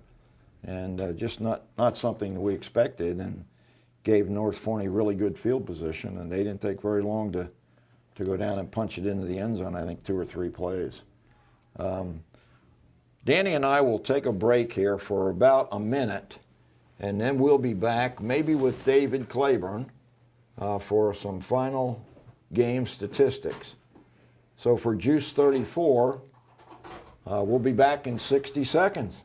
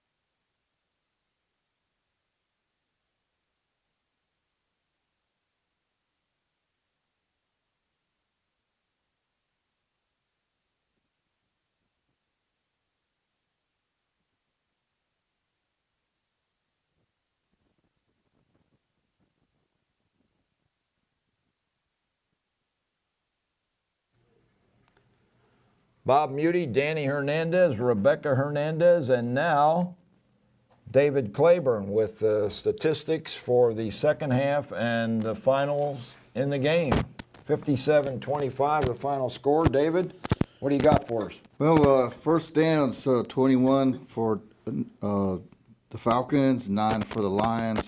280 yards rushing for the Falcons, 130 for the Lions. 265 passing for North Forney, 181 passing for Greenville. So North Forney topped its season average with 545 yards. The Lions had 311, not too bad. But one of the biggest things was the turnovers. Three fumbles, the lateral that didn't get picked up, some big returns given up on kickoffs. But 6 punts, the Lions had to punt 6 times. And anytime that you can make the Lions punt 6 times, you're keeping a lot of speed off the field. Penalties, 9 penalties on the Falcons, 6 for 52 for the Lions. Individuals, Brandon Stevens, 10 carries, 31 yards. O.J. Johnson looked good. 2 touchdown runs, 41 yards, just 5 carries. Yep. Hugh Pitts, we didn't see much of him in the second half. I think only 1 carry maybe. No, he had 3 carries second half. He finished with 14 yards on 8 carries. Miles Denson, Falcons did a pretty good job on him. He had 5 carries, 44 yards. He had 3 catches, 75 yards. But the big receiver for the Lions tonight was Caleb Johnson. 6 catches, 92 yards. I believe that's his best of this season. Miles had 2 catches for 20 yards. Sean Brown had 3 for 75. He made a couple good catches, big catches. Real good. With guys all over him. The Lions played hard. They just ran into better team tonight. And the final score looks a little bit better than it did when it was 57 to 12. 25 is respectable, and they played hard to the end. Yeah. David, again, thanks very much to you, and we'll see you in the press box at TA Cotton Ford next Sunday or next Friday. I'll be there. Thanks, David. Okay, 57-25 is the final. You heard the stats, overwhelmingly in favor of the North Forney Falcons. 500-plus yards total for them, upping their average of, 436 going in. I'll tell you what, Danny, these guys are a buzz saw. Yeah, they, like David said, we just ran into the better team. Big, fast, strong in every phase. Got a lot of talented players all around that, that contribute to the team. But we do too. The Greenville Lions are a very good team. We've seen that. We know this team, and I think they'll keep it together, and I think they'll keep their heads up, and I think they'll do pretty good against Sulphur Springs. Well, we'll get a chance to see them again next week. We'll be back at home after 2 away games, and the friendly confines of TA Cotton Ford Stadium on a homecoming night will be a place that we'll hope to get to see you, and hope to have a more favorable result for the Lions, in which case they'll be in the playoffs as the second team in the zone in which they're playing. So let's keep the faith, work hard this week in practice, and for Danny Hernandez, David Claiborne, and Rebecca Hernandez, I'm Bob Muty saying have a great weekend, folks. Thank you very much for listening. Good night.